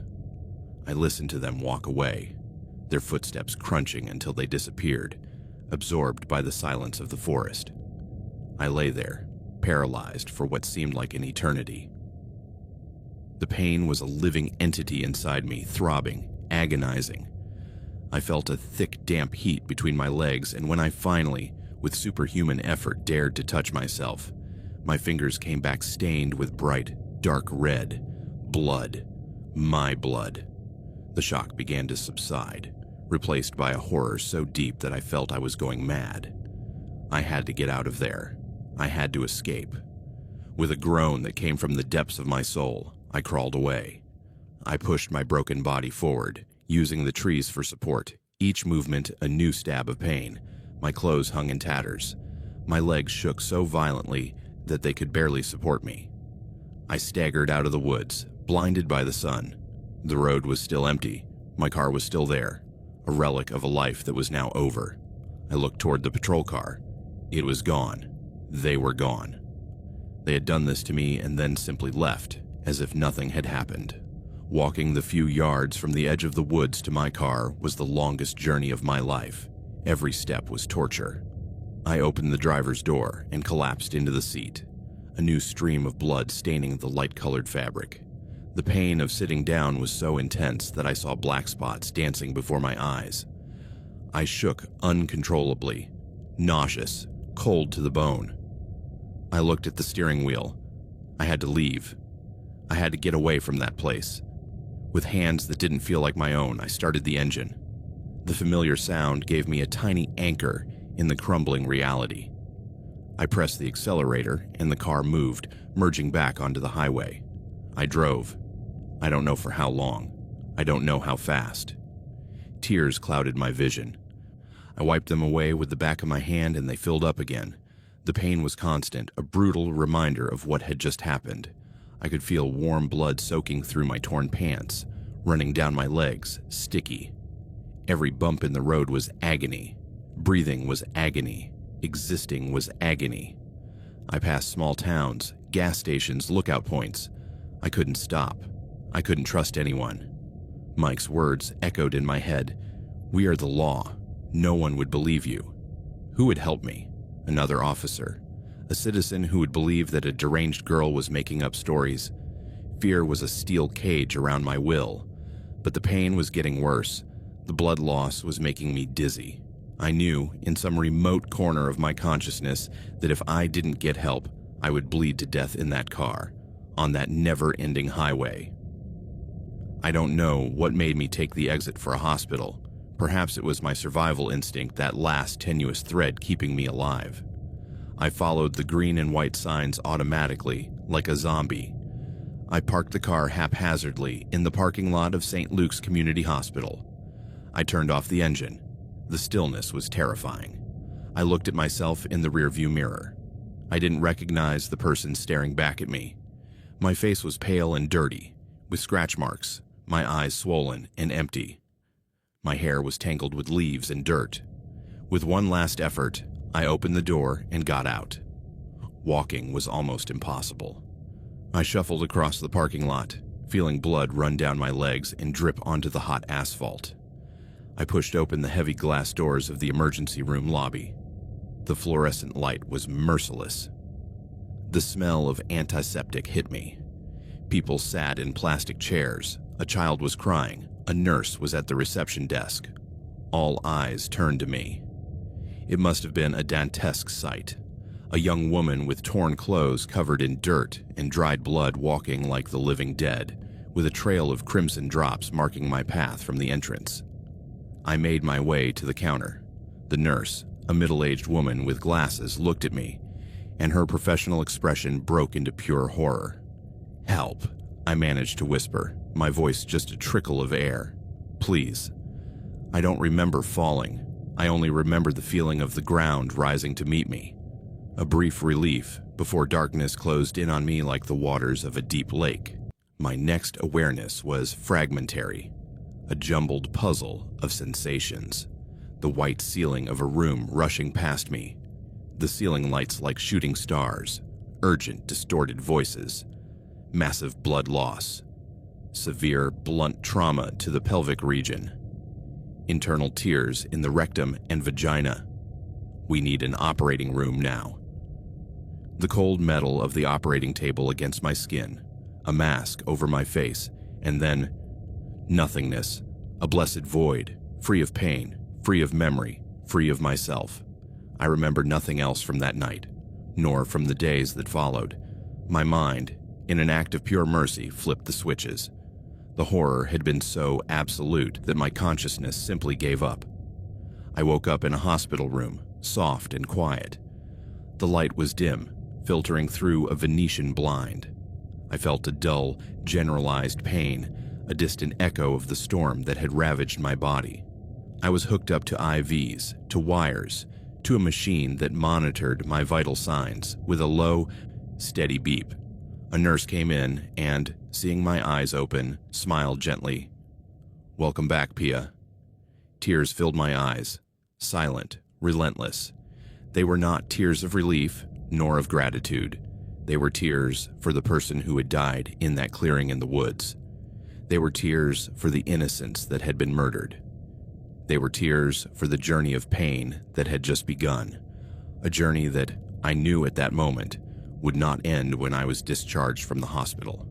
The officers left, yes, but they took with them the Pia that I was, and left me this other one, the one who had to drive several miles with blood dripping from her anus and vagina, who arrived at a hospital, sat down, and fainted, only to wake up in an operating room, remembering nothing else. They left me with a memory that is a wound in itself, with a fear that has become my perpetual shadow, and with the terrifying certainty that the deepest evil does not always wear a monster's mask. Sometimes it wears a uniform and a badge and stops you on a sunny highway on the worst day of your life.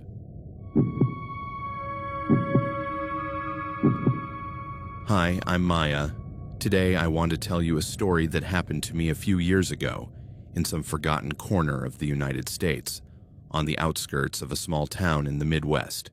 There are no ghosts or anything like that, just the loneliness of the night, a stranger with an overly friendly smile, and the kind of fear that comes from not knowing who to trust.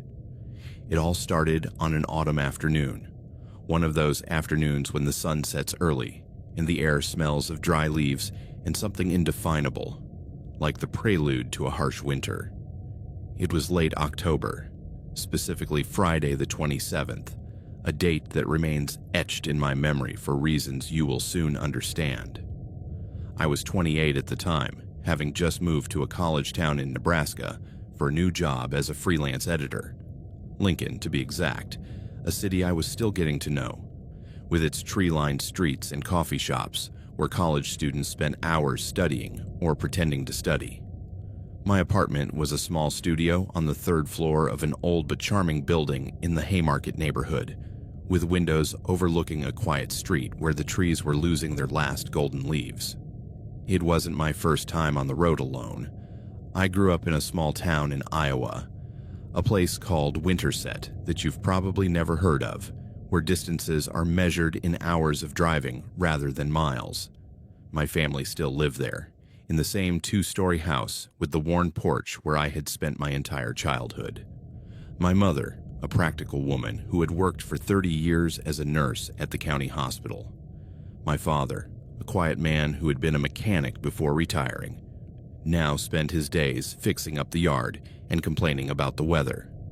And my younger brother, Tyler, who at 25 still lived with them while he figured out his path in life. That weekend, I had decided to visit them for my mother's birthday. 62, a number that seemed impossible to her. "How did I get to this age so quickly?" she had said on the phone a few days earlier, her voice mixing nostalgia with a touch of melancholy. So I packed a small suitcase, put the gift I had bought her, a wool shawl I had seen in a boutique downtown, in the car, and left early Friday morning. The trip there had been perfect. 3 hours of driving under clear skies, listening to my favorite indie folk playlist, stopping only once at a Casey's gas station to buy coffee and use the restroom. The highway had been quiet, the landscape gradually changing from the flat fields of Nebraska to the gently rolling hills of southern Iowa. I arrived at my parents' house around noon, just in time for the lunch my mother had prepared, her famous meatloaf with mashed potatoes, the kind of home cooking that made my apartment and microwave dinners seem even lonelier. The weekend was wonderful. We celebrated my mother's birthday on Saturday with a small family party, just the four of us, plus my Aunt Karen and my cousin Rachel. We cut the cake chocolate, her favorite, and my father brought out old photo albums that made us laugh and cry with equal intensity. My mother tried on the shawl and said it was the most beautiful gift she had ever received, although I knew she would probably keep it in her closet for a special occasion that would never come. On Sunday, I spent time with Tyler, walking around town, visiting the places of our childhood. The elementary school where we had both studied, now renovated and expanded. The park where I had learned to ride a bike, with my father running behind me shouting instructions. The library where I had spent countless summer afternoons lost in adventure books. Everything looked smaller now, as is often the case with childhood places, but I still felt that connection, those roots that are never completely severed no matter how far away you go. I had planned to stay until Monday morning, but on Sunday afternoon I received an urgent email from a client, a big project that needed to be delivered early Monday, with last-minute changes that required my immediate attention. I debated internally whether I could do it remotely from my parents' house, but their internet connection was notoriously slow, a relic of a local provider that offered speeds that would have been impressive in 2005. "I have to go back tonight," I announced over dinner, seeing the disappointment on my mother's face. "Tonight? But Maya, it's almost 6 o'clock. You're going to be so late," she protested, serving another helping of stew that I knew I wouldn't be able to finish. "I'll be fine, Mom. It's only 3 hours. I'll be home before 10. My father frowned, looking out the window at the sky that was already beginning to darken. "The forecast says there may be fog tonight. You should stay." "Dad, I've driven in fog before. I'll be careful." "At least let me check your car before you leave," he insisted, getting up from the table with that air of practical concern that always characterized him. We went out to the garage together as he checked the oil, tires, and lights. My 2010 Honda Civic, a silver model I had bought secondhand 3 years ago, wasn't the newest car in the world, but my father had helped me check it out when I bought it and had declared it solid. It had almost 150,000 miles on the odometer, a few scratches in the paint, and the air conditioning made a weird noise in the summer, but so far it had never let me down. "Everything looks fine," he finally said, wiping his hands on an old rag. "But Maya, if something feels weird, if you get tired, find a hotel. It's not worth the risk." "I promise," I said, though we both knew I probably wouldn't. I was stubborn, something I had inherited from him. I said goodbye to my family around 6:30. My mother gave me a container of leftovers, "So you don't have to cook tomorrow," and made me promise to call her when I got home. Tyler gave me a quick hug and told me to visit more often. My father stood on the porch, hands in his pockets, watching me get into the car, and I could see in his expression that paternal concern that never goes away, no matter how grown up his children are. The sky was already darkening as I left Winterset. Low clouds, creating that gray-purple light characteristic of autumn twilight. I turned on the headlights, adjusted the mirrors, and turned on the heat because the temperature had dropped considerably. My phone was mounted on the dashboard, the GPS already plotting the most direct route back to Lincoln. The usual route was simple: take Highway 92 to Interstate 80, then head west to Lincoln. A road I had driven so many times, I could have driven it with my eyes closed. But that night, about half an hour after leaving, traffic on I-80 appeared on my GPS as a long red stretch. An accident, according to the alerts, with all lanes blocked, and an estimated wait time of over an hour. "Shit," I muttered, tapping the steering wheel lightly. An extra hour meant not arriving until 11 or later. I needed to be fresh for work early the next day. The GPS offered me an alternate route. Exit the interstate early and take secondary state roads that wound through the countryside. It would add only 20 minutes to the trip, according to the estimate, but it would avoid the traffic jam entirely. I looked at the options, saw that the alternate route consisted mostly of Highway 34 and then some smaller state roads, and made my decision. "Alternative route selected," announced the GPS's robotic voice, and I followed its instructions to take the next exit. It was a decision that would change everything. The first few miles of the alternate route were decent. Highway 34 was a 2-lane but well-maintained road with freshly painted lines and clear signage. I passed through a couple of small towns places with names like Shenandoah and Essex that consisted of little more than a gas station, a bar, and a few scattered houses. The lights in the houses glowed invitingly in the gathering darkness. Families finishing their Sunday dinners, children probably protesting about having to go to bed because school was in the morning. But after about 45 minutes, the road changed. The GPS directed me through a series of turns onto increasingly smaller state roads, with numbers instead of names. 183, then 59, then others that didn't even have clear signage. The pavement became more uneven, with occasional potholes that made the Civic bounce uncomfortably. The lines painted on the road were faded, barely visible in the light of my headlights. And the towns disappeared. There were no more houses with cozy lights, no businesses, no signs of civilization. Just fields on both sides of the road, some with remnants of corn crops dry, brittle stalks swaying in the wind, others simply empty. Dark earth waiting for winter.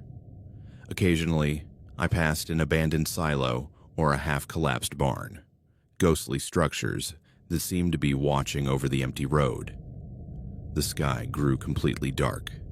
There was no moon visible that night, hidden behind the thick clouds that had been threatening rain all day. My headlights cut through the darkness, illuminating only the 30 or 40 meters of road directly in front of me. Beyond that, nothing. Absolute darkness. I glanced at the dashboard clock, 8:20. I looked at the fuel gauge. The needle rested just below the halfway mark. I'd thought about filling up before leaving Winterset, but I had been in such a hurry to start the trip that I had forgotten. It's okay, I told myself. Half a tank is enough to get me to Lincoln. I can fill up tomorrow. The radio, which had been softly playing country music, Dolly Parton singing about Jolene, began to fail. Static interfered with the music, then completely overwhelmed it. I changed stations, but they all had the same problem. I was too far from any transmission towers. I turned off the radio and drove in silence, only the hum of the engine and the occasional whistle of the wind against the windows. My phone signal also began to weaken, from 3 bars to 2, then to 1 flashing bar. The GPS was still working.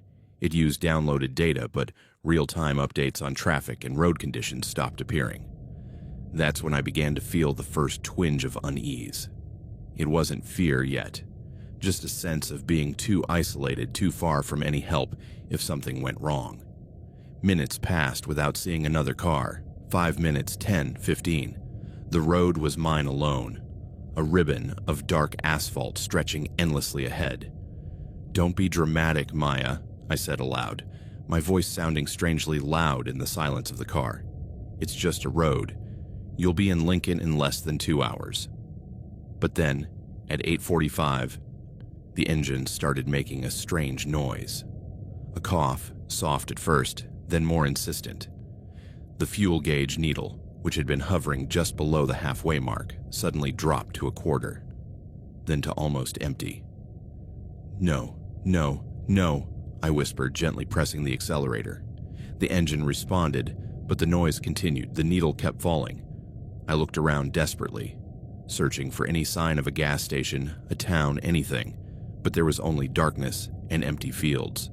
The GPS showed that the next town, a place called Clarinda, was 32 miles away. Too far. And then, at exactly 10 to 9, the engine coughed one last time and died.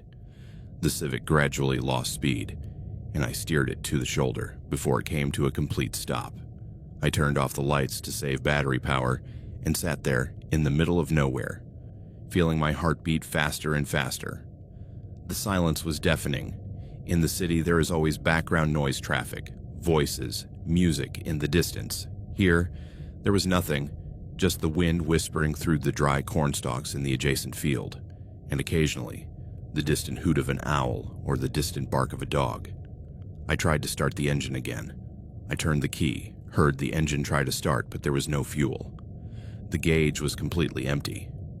How it had gone so quickly from half a tank to nothing, I had no idea. A leak? A faulty gauge that had been giving me false readings? It didn't matter. I was stranded. I took out my phone. 1 signal bar, flickering, appearing, and disappearing. I tried calling my best friend Lisa, who lived in Lincoln. The call connected for a second. I could hear her voice saying, "Hello?" And then it cut off. I tried again. This time it didn't even connect. "Great, Maya, just what you needed," I said to myself, trying to stay calm with sarcastic humor, but my voice was shaking slightly. I looked out the windows. Darkness ahead, darkness behind, darkness on either side. The stars, which would normally be visible on a moonless night in the countryside, were hidden by clouds. There were no lights from houses, no distant glow from a town. Nothing. I considered my options. I could stay in the car and wait for another vehicle to pass, but I had been on this road for 20 minutes without seeing a single car. How long might it be before the next one? An hour, 2, all night. I could start walking, but in which direction? Forward, where according to the GPS the next town was 32 miles away, an impossible journey on foot at night. Or back. I tried to remember how far it had been since the last sign of civilization, 10 miles, 15. And then I remembered. I'd passed something a few miles back. A sign, old and rusted, half hidden by overgrown vegetation. I'd caught a brief glimpse of it in my headlights. Gas and snacks, 2 miles ahead. 2 miles, 3 kilometers. A long walk, especially in the dark, but doable. And if there was a gas station, it meant at least a phone, maybe someone who could help me. I made a decision. I opened the glove compartment and took out my small emergency flashlight, one my father had insisted I carry. I checked that it worked, a weak but steady beam of light. I also grabbed my pepper spray from my bag, something I had bought when I moved to Lincoln but had never needed to use. Then, taking a deep breath, I opened the car door and stepped out into the night. The cold air hit me immediately, much colder than when I had left my parents' house. My breath came out in little white clouds.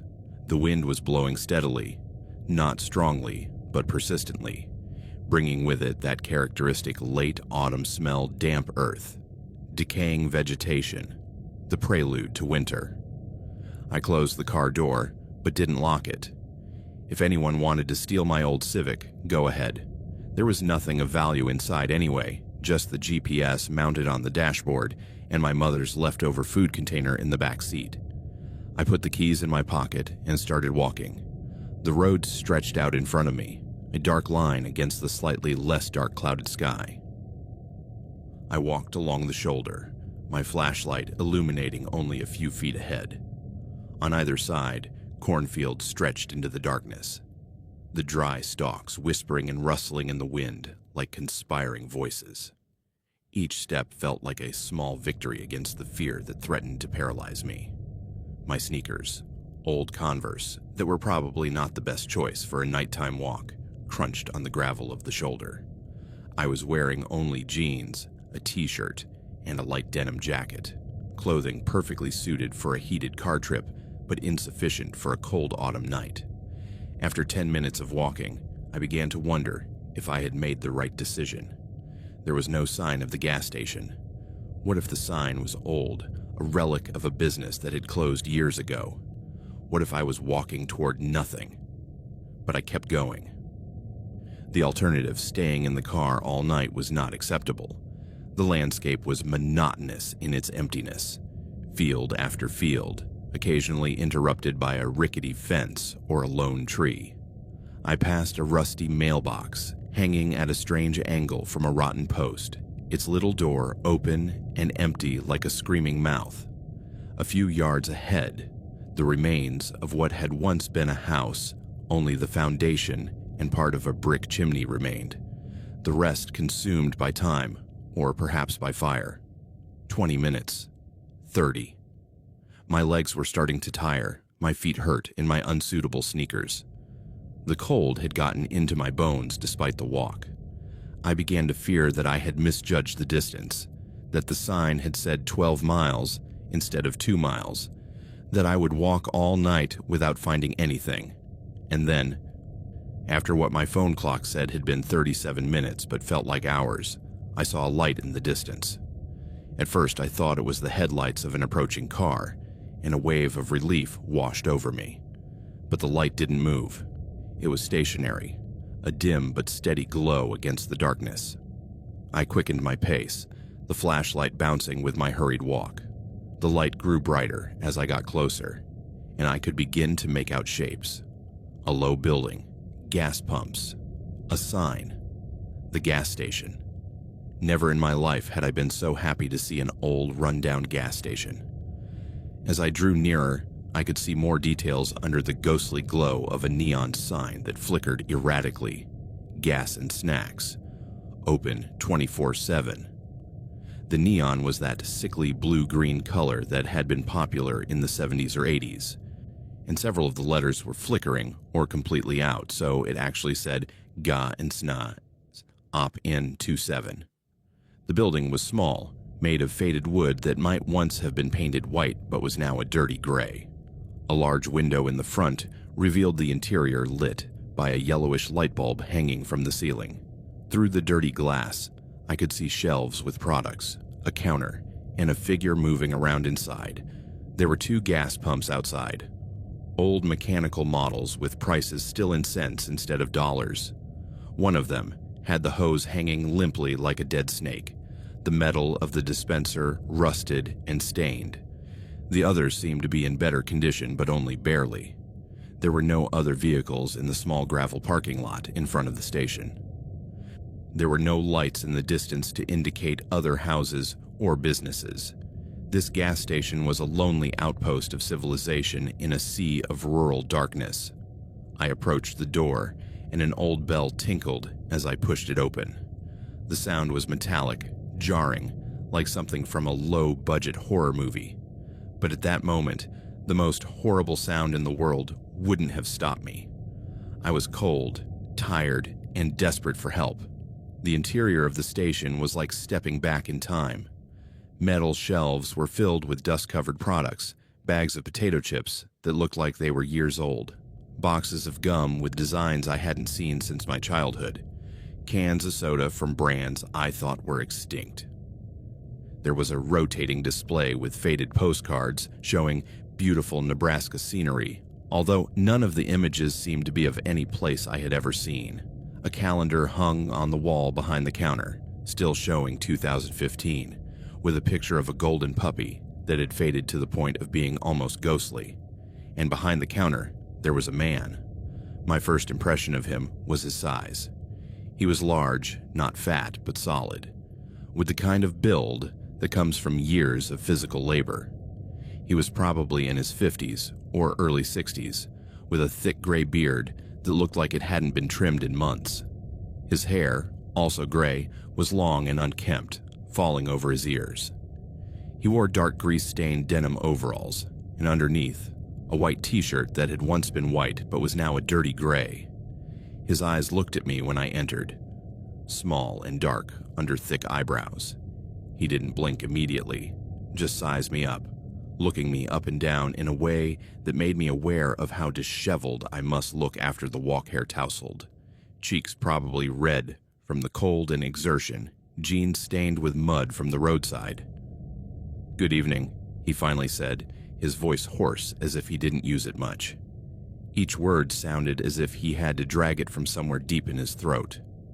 "Hello," I replied, my voice coming out weaker than I intended. I cleared my throat. My car ran out of gas a few miles back. "Do you have a container I can use?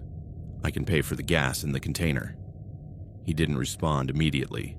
Instead, he leaned forward on the counter, his burly arms crossed in front of him, continuing to size me up with those small, piercing eyes. "Ran out of gas," he repeated slowly, as if processing this information. "Here, on this road?" "Yes, about 2 or 3 miles back. I didn't see the gauge early enough." I was trying to sound casual, normal, as if this were just a minor inconvenience and not a potentially dangerous situation. He straightened up, and I could see that he was even taller than I had thought, easily 6 feet 2 or 3 inches. His hands, resting on the counter, were huge, with thick knuckles and black fingernails permanently caked with grime. Not many people take this road at night, especially not women alone.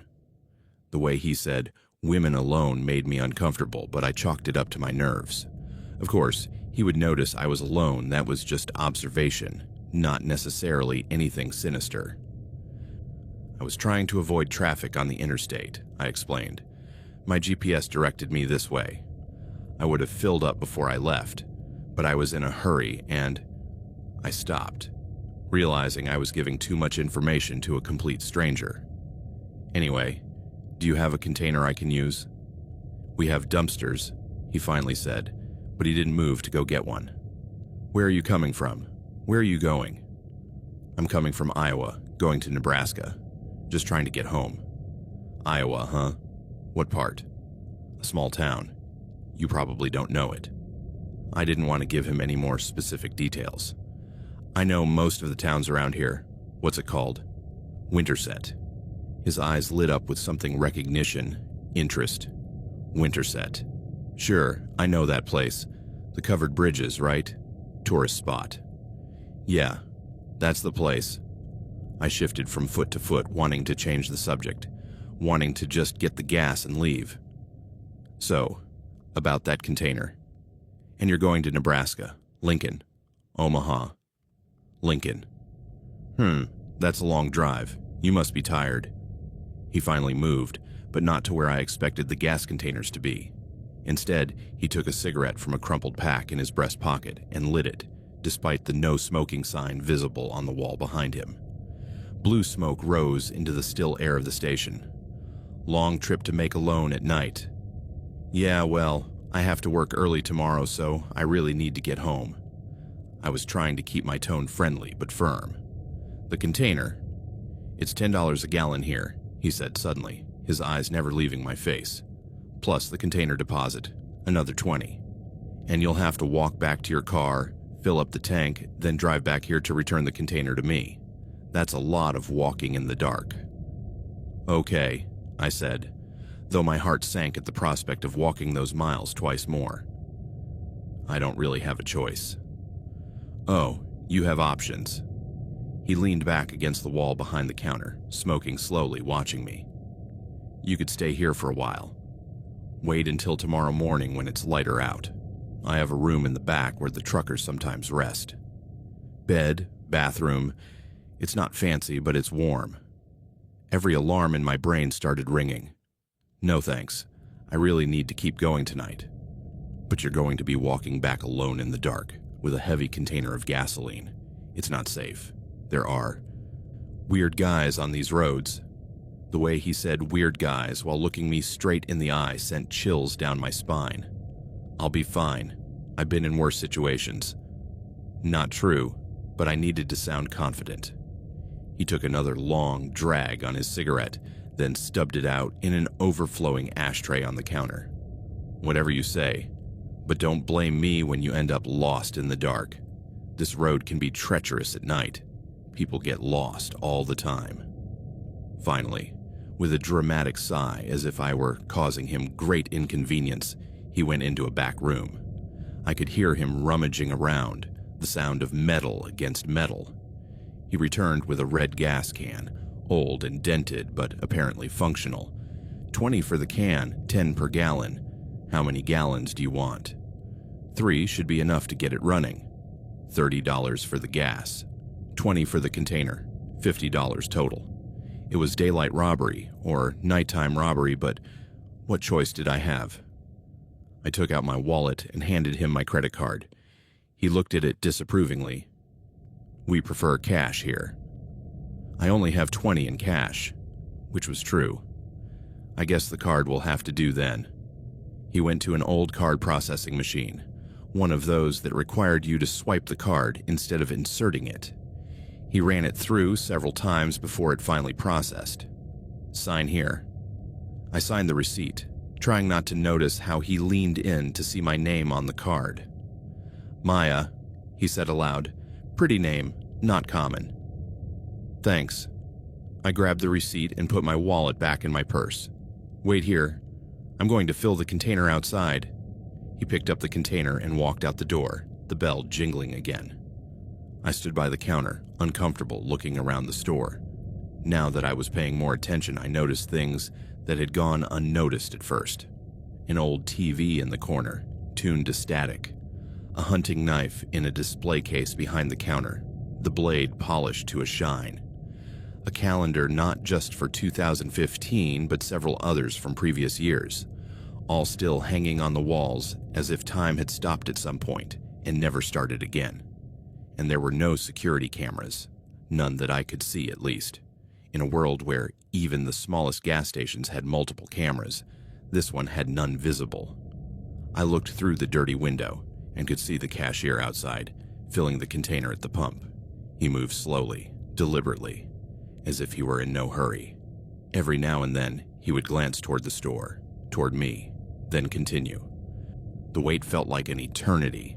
Finally, he returned, the container now heavy with gasoline. Here you go. 3 gallons, like you asked. He placed it on the counter with a thud that made the coins in the coin tray next to the cash register rattle. Thanks. I reached for the container, but he put his hand on it, holding it in place. Are you sure you don't want to wait until tomorrow? It's going to be cold tonight. The temperature is already dropping. And I heard on the radio that there may be fog. No, I'm sure. Thank you for your concern. I tried to take the container again, and this time he let go. But his fingers brushed mine in the process, a touch that lingered too long to be accidental. Well, if you change your mind, you know where to find me. I'm here all night. Always here. There was something about the way he said always here that sounded more like a threat than a reassurance. I'll be fine. I picked up the container. It weighed more than I expected, maybe 30 pounds, and headed for the door. "Hey, Maya," he called as I had my hand on the handle. I turned to look at him. He was leaning against the counter again, that casual stance that somehow felt predatory. "Drive carefully when you put that fuel in your car. You don't want to have any accidents." The way he paused before accidents made it sound threatening. "I will," I said, and pushed the door open to step out into the cold night. The bell tinkled behind me, and then I was outside, back in the darkness, but this time carrying 15 pounds of gasoline and with a knot in my stomach that had nothing to do with hunger. The trip back to my car was considerably more difficult than the trip to the gas station. The gas can got heavier with every step, forcing me to switch hands frequently, my arms burning with the effort. The metal handle dug into my palm even through my denim sleeve when I tried to use that for cushioning. And there was something else that made the trip more difficult. The constant feeling of being watched. I turned around several times, shining my flashlight back toward the gas station. Each time I could see the glow of the neon sign, the lit window, but no figure. Still, I couldn't shake the feeling that the cashier was there, standing in the shadows by the gas pumps, watching me walk away into the darkness. "You're being paranoid," I told myself, but the statement sounded hollow, even to my own ears. The walk that had taken 40 minutes without the load took almost an hour on the way back with the heavy container. My arms trembled with the effort, my breath coming in painful gasps. I stumbled several times on the gravel shoulder, nearly falling once when my foot hit a hidden pothole. But finally, after what felt like hours, I saw the familiar shape of my Civic on the side of the road, exactly where I had left it. I had never been so relieved to see that battered old car. I set the container on the ground and took the keys out of my pocket with hands trembling from the cold and fatigue. I opened the driver's side door and found the release lever to open the gas tank cap. The container had a spout designed to pour without spilling too much, but it was still a messy process. The smell of gasoline filled the night air, acrid and chemical. I poured slowly, trying not to spill, watching the pale yellow liquid disappear into the tank. 3 gallons took several minutes to empty completely. When I was done, I replaced the tank cap, closed the container, and put it in my trunk. I would have to return it eventually, but that could wait until daylight. I got into the car, locked the door, something I rarely did but now felt essential, and turned the key in the ignition. The engine started after a few tries, purring softly, the most beautiful sound in the world at that moment. I turned on the headlights, put the car in drive, and began to pull away from the shoulder, back onto the road. That's when I noticed something strange. The steering wheel wasn't responding properly. It felt loose. And when I pressed the brake lightly to check, the pedal sank all the way down without resistance. My heart stopped. I pressed the brake again, harder. Nothing. The pedal went all the way to the floor, but the car barely slowed down.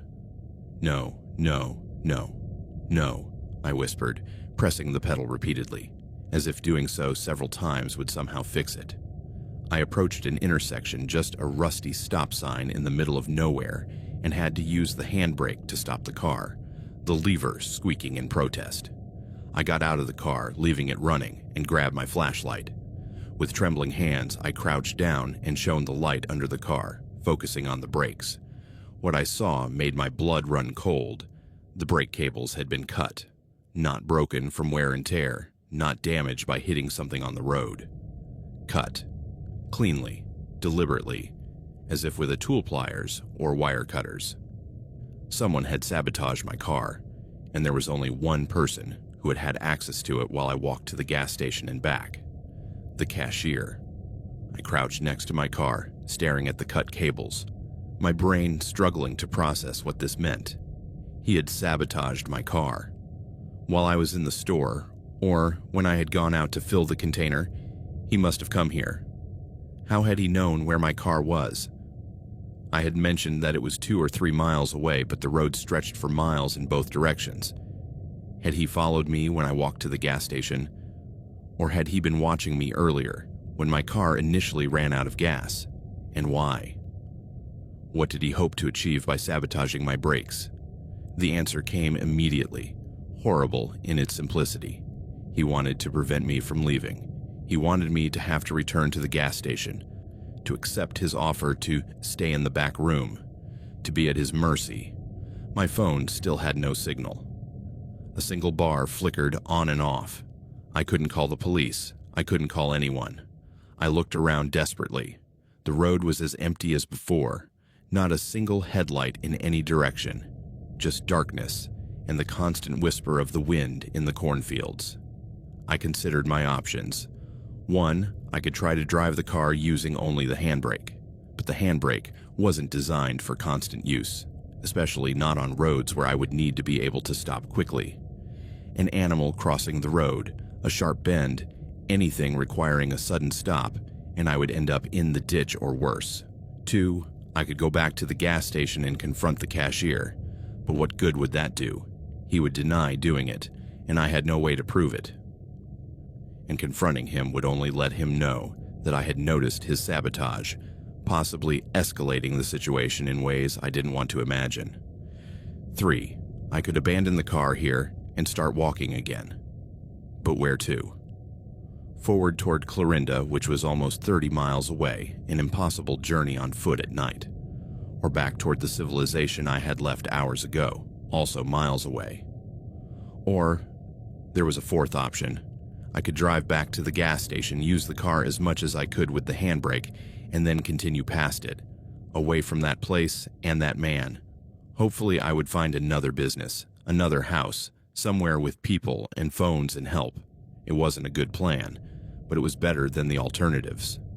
I stayed on the driver's side, took a few deep breaths trying to calm my racing heart, and then made a decision. I would drive forward, past the gas station, and keep going until I found help or until the car became inoperable.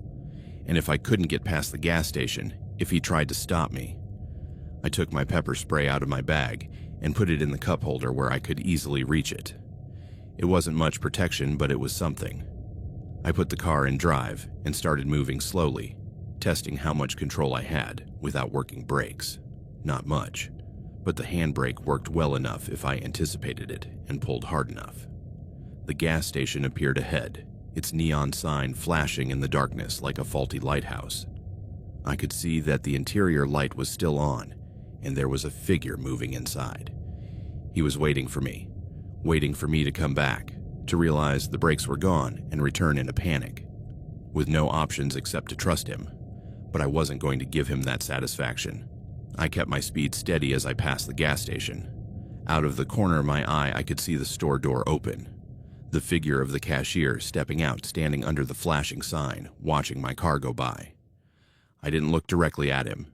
I kept my eyes on the road, both hands on the wheel, praying he wouldn't try to follow me, that he didn't have a vehicle hidden somewhere behind the store. I passed the gas station 50 yards beyond, 100 yards. I kept going, and he still hadn't made any move that I could see. 200 yards, 300. The gas station grew smaller in my rearview mirror, its flashing light diminishing with distance. I was getting away. I was escaping, and then I saw the lights behind me. At first, I thought it was another car, some random night traveler, but the lights were too yellow, too uneven for modern headlights, and they were moving fast, faster than I was driving, getting closer. It was a vehicle from the gas station. It had to be. The cashier had a truck or van, something I hadn't seen, and now it was following me. My pulse quickened. I pressed harder on the accelerator, but with no working brakes, I didn't dare go too fast. The road was dark, the lines barely visible, and a sharp curve or a pothole could send me spinning out of control. The lights got closer. I could see them clearly in my rearview mirror, now round, yellow lights mounted high. Definitely a truck, probably an older model. He was going to catch up to me, and when he did, my mind raced through possibilities, none of them good. Would he run me off the road, block me, force me to stop? The pepper spray in the cup holders suddenly seemed like pathetically inadequate protection. The lights were about 30 meters behind me now, 20 meters. I could hear the roar of the truck's engine even over the sound of my own car. I looked desperately ahead, searching for anything a side road, a place to hide, another vehicle. But there was only empty highway, stretching endlessly into the darkness. 10 meters. The truck was almost at my rear bumper. And then, it roared past me. It wasn't him. It was another truck entirely. An old pickup with Kansas license plates, driven by a man in a cowboy hat who barely glanced at me as he passed, probably rushing about his own business, completely oblivious to the drama unfolding in my head. The truck's taillights disappeared into the distance ahead, and I was left alone on the road again, my heart still pounding wildly, adrenaline flooding my system. It had been paranoia, panic. Not the cashier at all, just another night driver. But the relief lasted only a moment, because the realization hit. I was completely alone again, on an empty road, with a sabotaged car, no working phone, and no idea how much farther until I could find help. I kept driving. What else could I do? The miles crawled by, each one feeling like 10. The fuel gauge moved gradually downward, all that effort to get gas, and now I was burning it, driving to nowhere. 20 minutes passed, 30. No sign of civilization, no lights, no houses, no businesses, just endless fields and dark road. And then finally, I saw something ahead. Not a flickering neon light this time, but the brightest, most modern, fluorescent light. A chain gas station at Casey's, according to the familiar sign, lit up like a beacon of hope. But there was something else. Next to the gas station, sharing the same parking lot, was a brick building with an American flag flying under floodlights. A police station. Salvation. I pulled into the parking lot, using the handbrake to slow down carefully, and stopped directly in front of the police station entrance. My hands were shaking so violently that I could barely turn the key to turn off the engine. I sat there for a moment, just breathing, trying to calm myself enough to walk inside without collapsing. The police station door opened, and a young officer came out, probably alerted by my unusual arrival. He was in his mid-20s, wearing an immaculate uniform and a look of concern. "Ma'am, are you all right?" I got out of the car, and it all came pouring out: the depleted gas tank, the walk to the gas station, the strange and insistent cashier, the sabotaged brakes, my escape. The words tripped over each other, my voice rising with barely contained hysteria. The officer led me inside, seating me in a plastic chair in the waiting area, while he called for other officers. They brought me water, a blanket because I was shaking uncontrollably, and waited patiently while I recounted my story more coherently. They checked my car. 2 officers went out with flashlights and returned confirming what I already knew. The brake cables had been deliberately cut. This was criminal sabotage, not mechanical failure. "Where is this gas station?" asked the sergeant in charge, a middle-aged man with a serious expression. I tried to describe it, give directions, but everything was muddled in my mind now.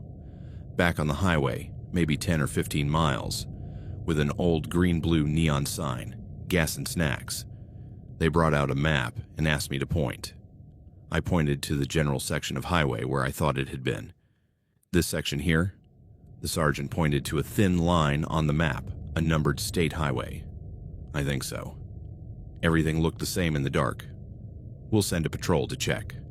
He took out his radio and began giving instructions.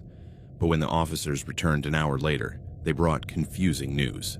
They had driven the entire length of that section of highway. There was no gas station, no service buildings at all, just fields, and the occasional abandoned barn. "But I was there," I insisted. "I bought gas. I have the receipt." I searched my bag, looking for the credit card receipt I had signed. It wasn't there. I had been sure I had put it in my wallet, but now I couldn't find it. "The container," I said suddenly. "The red gas container I put in my trunk. That proves I was at a gas station." They checked my trunk. Empty except for my spare tire and some jumper cables. But I put it there, I said weakly. I put it in the trunk after filling my tank. Or had I? The night had been such a blur of panic and fear. Had I really put the can in the trunk, or had I left it by the side of the road? The officers exchanged glances that I could read clearly.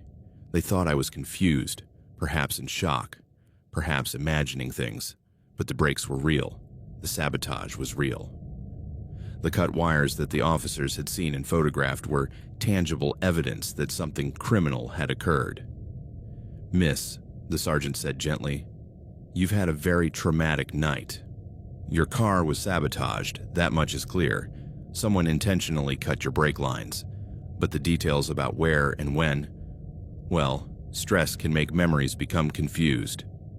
"I'm not confused. I was at that gas station. I spoke to the cashier." "And what did this cashier look like?" I described him as best I could: tall, large, in his 50s, gray beard, stained overalls. But even as I spoke, I realized how generic the description was. It could have been dozens of men in rural Iowa or Nebraska. The sergeant took notes. "We're going to keep a report on file.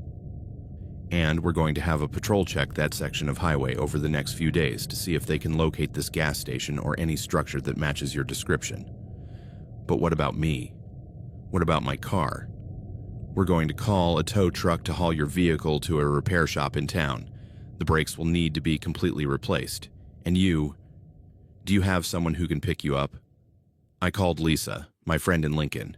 It was almost 4 in the morning, but she answered after several rings, her sleepy voice turning to alarm when I explained the situation.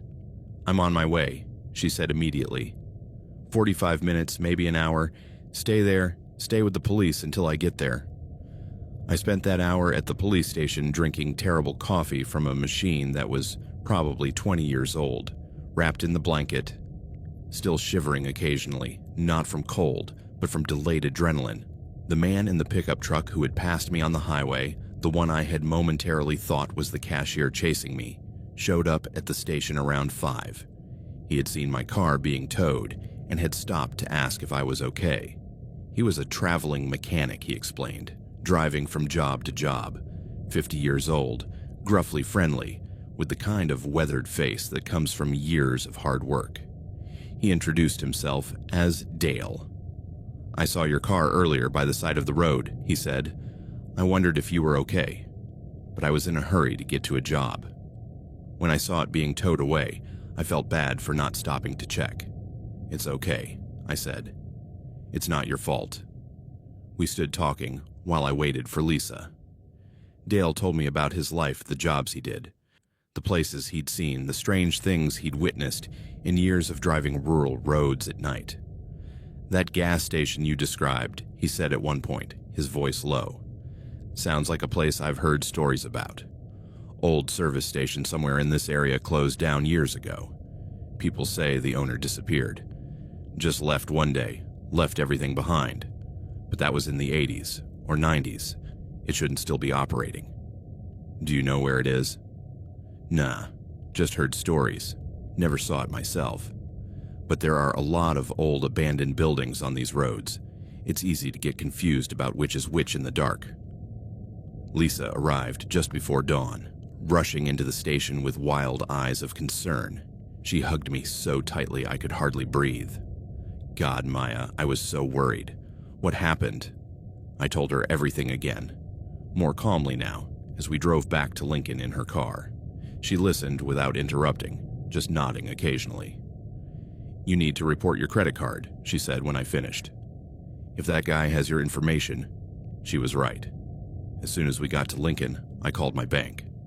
But when they checked my transactions, there was no charge from any gas station that night. No charge at all since the afternoon before when I had filled up my tank in Iowa. As if the transaction had never happened. The next few days were a blur of phone calls and paperwork.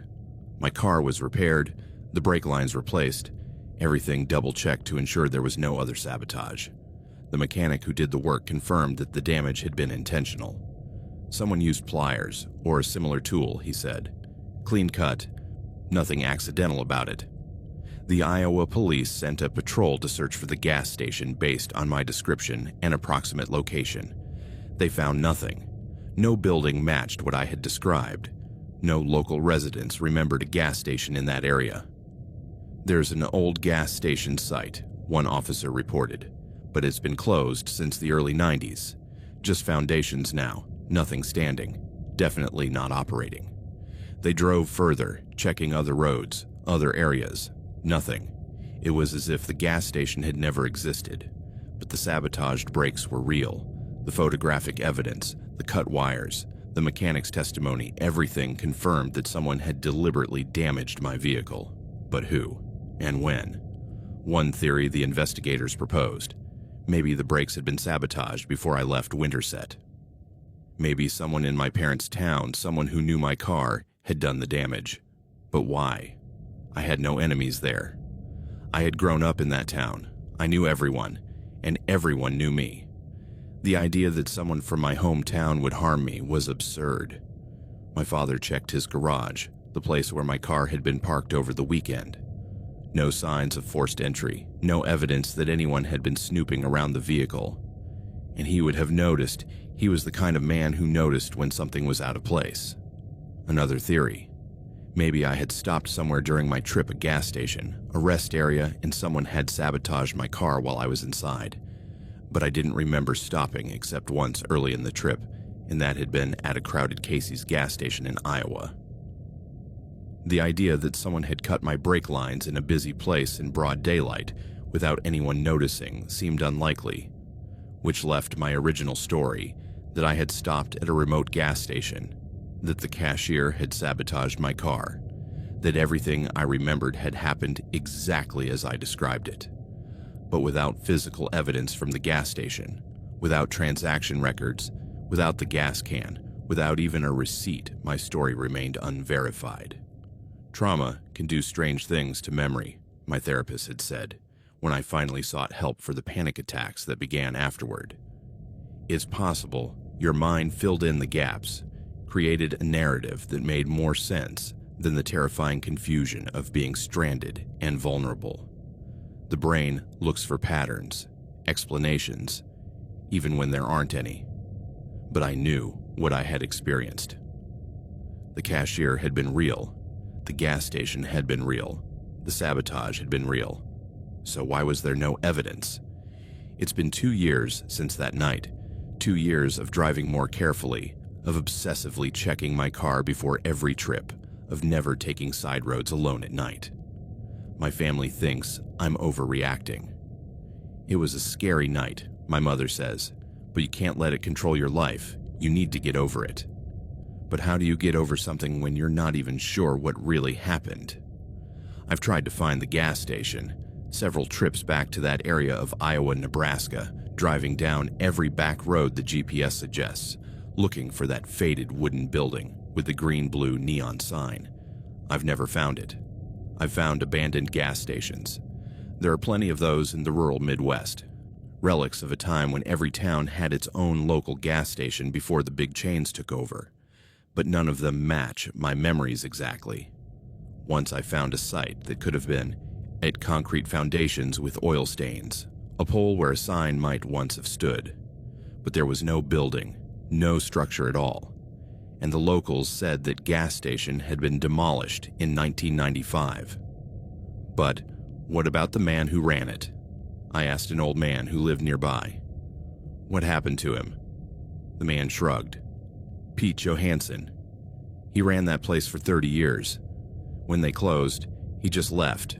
No one knows where. That was almost 25 years ago. He's probably dead by now. But what if he wasn't? What if he was still out there operating his gas station in some way I couldn't explain, luring in lone female travelers, sabotaging their vehicles? I know how crazy that sounds. Believe me, I know exactly how crazy it sounds. But I also know what I experienced. And every time I drive at night, every time I see an old rundown gas station on the side of a rural road, my heart starts to beat faster. Because somewhere out there, if my memory isn't deceiving me, there's a gas station that shouldn't exist, and a man who should be long dead or missing.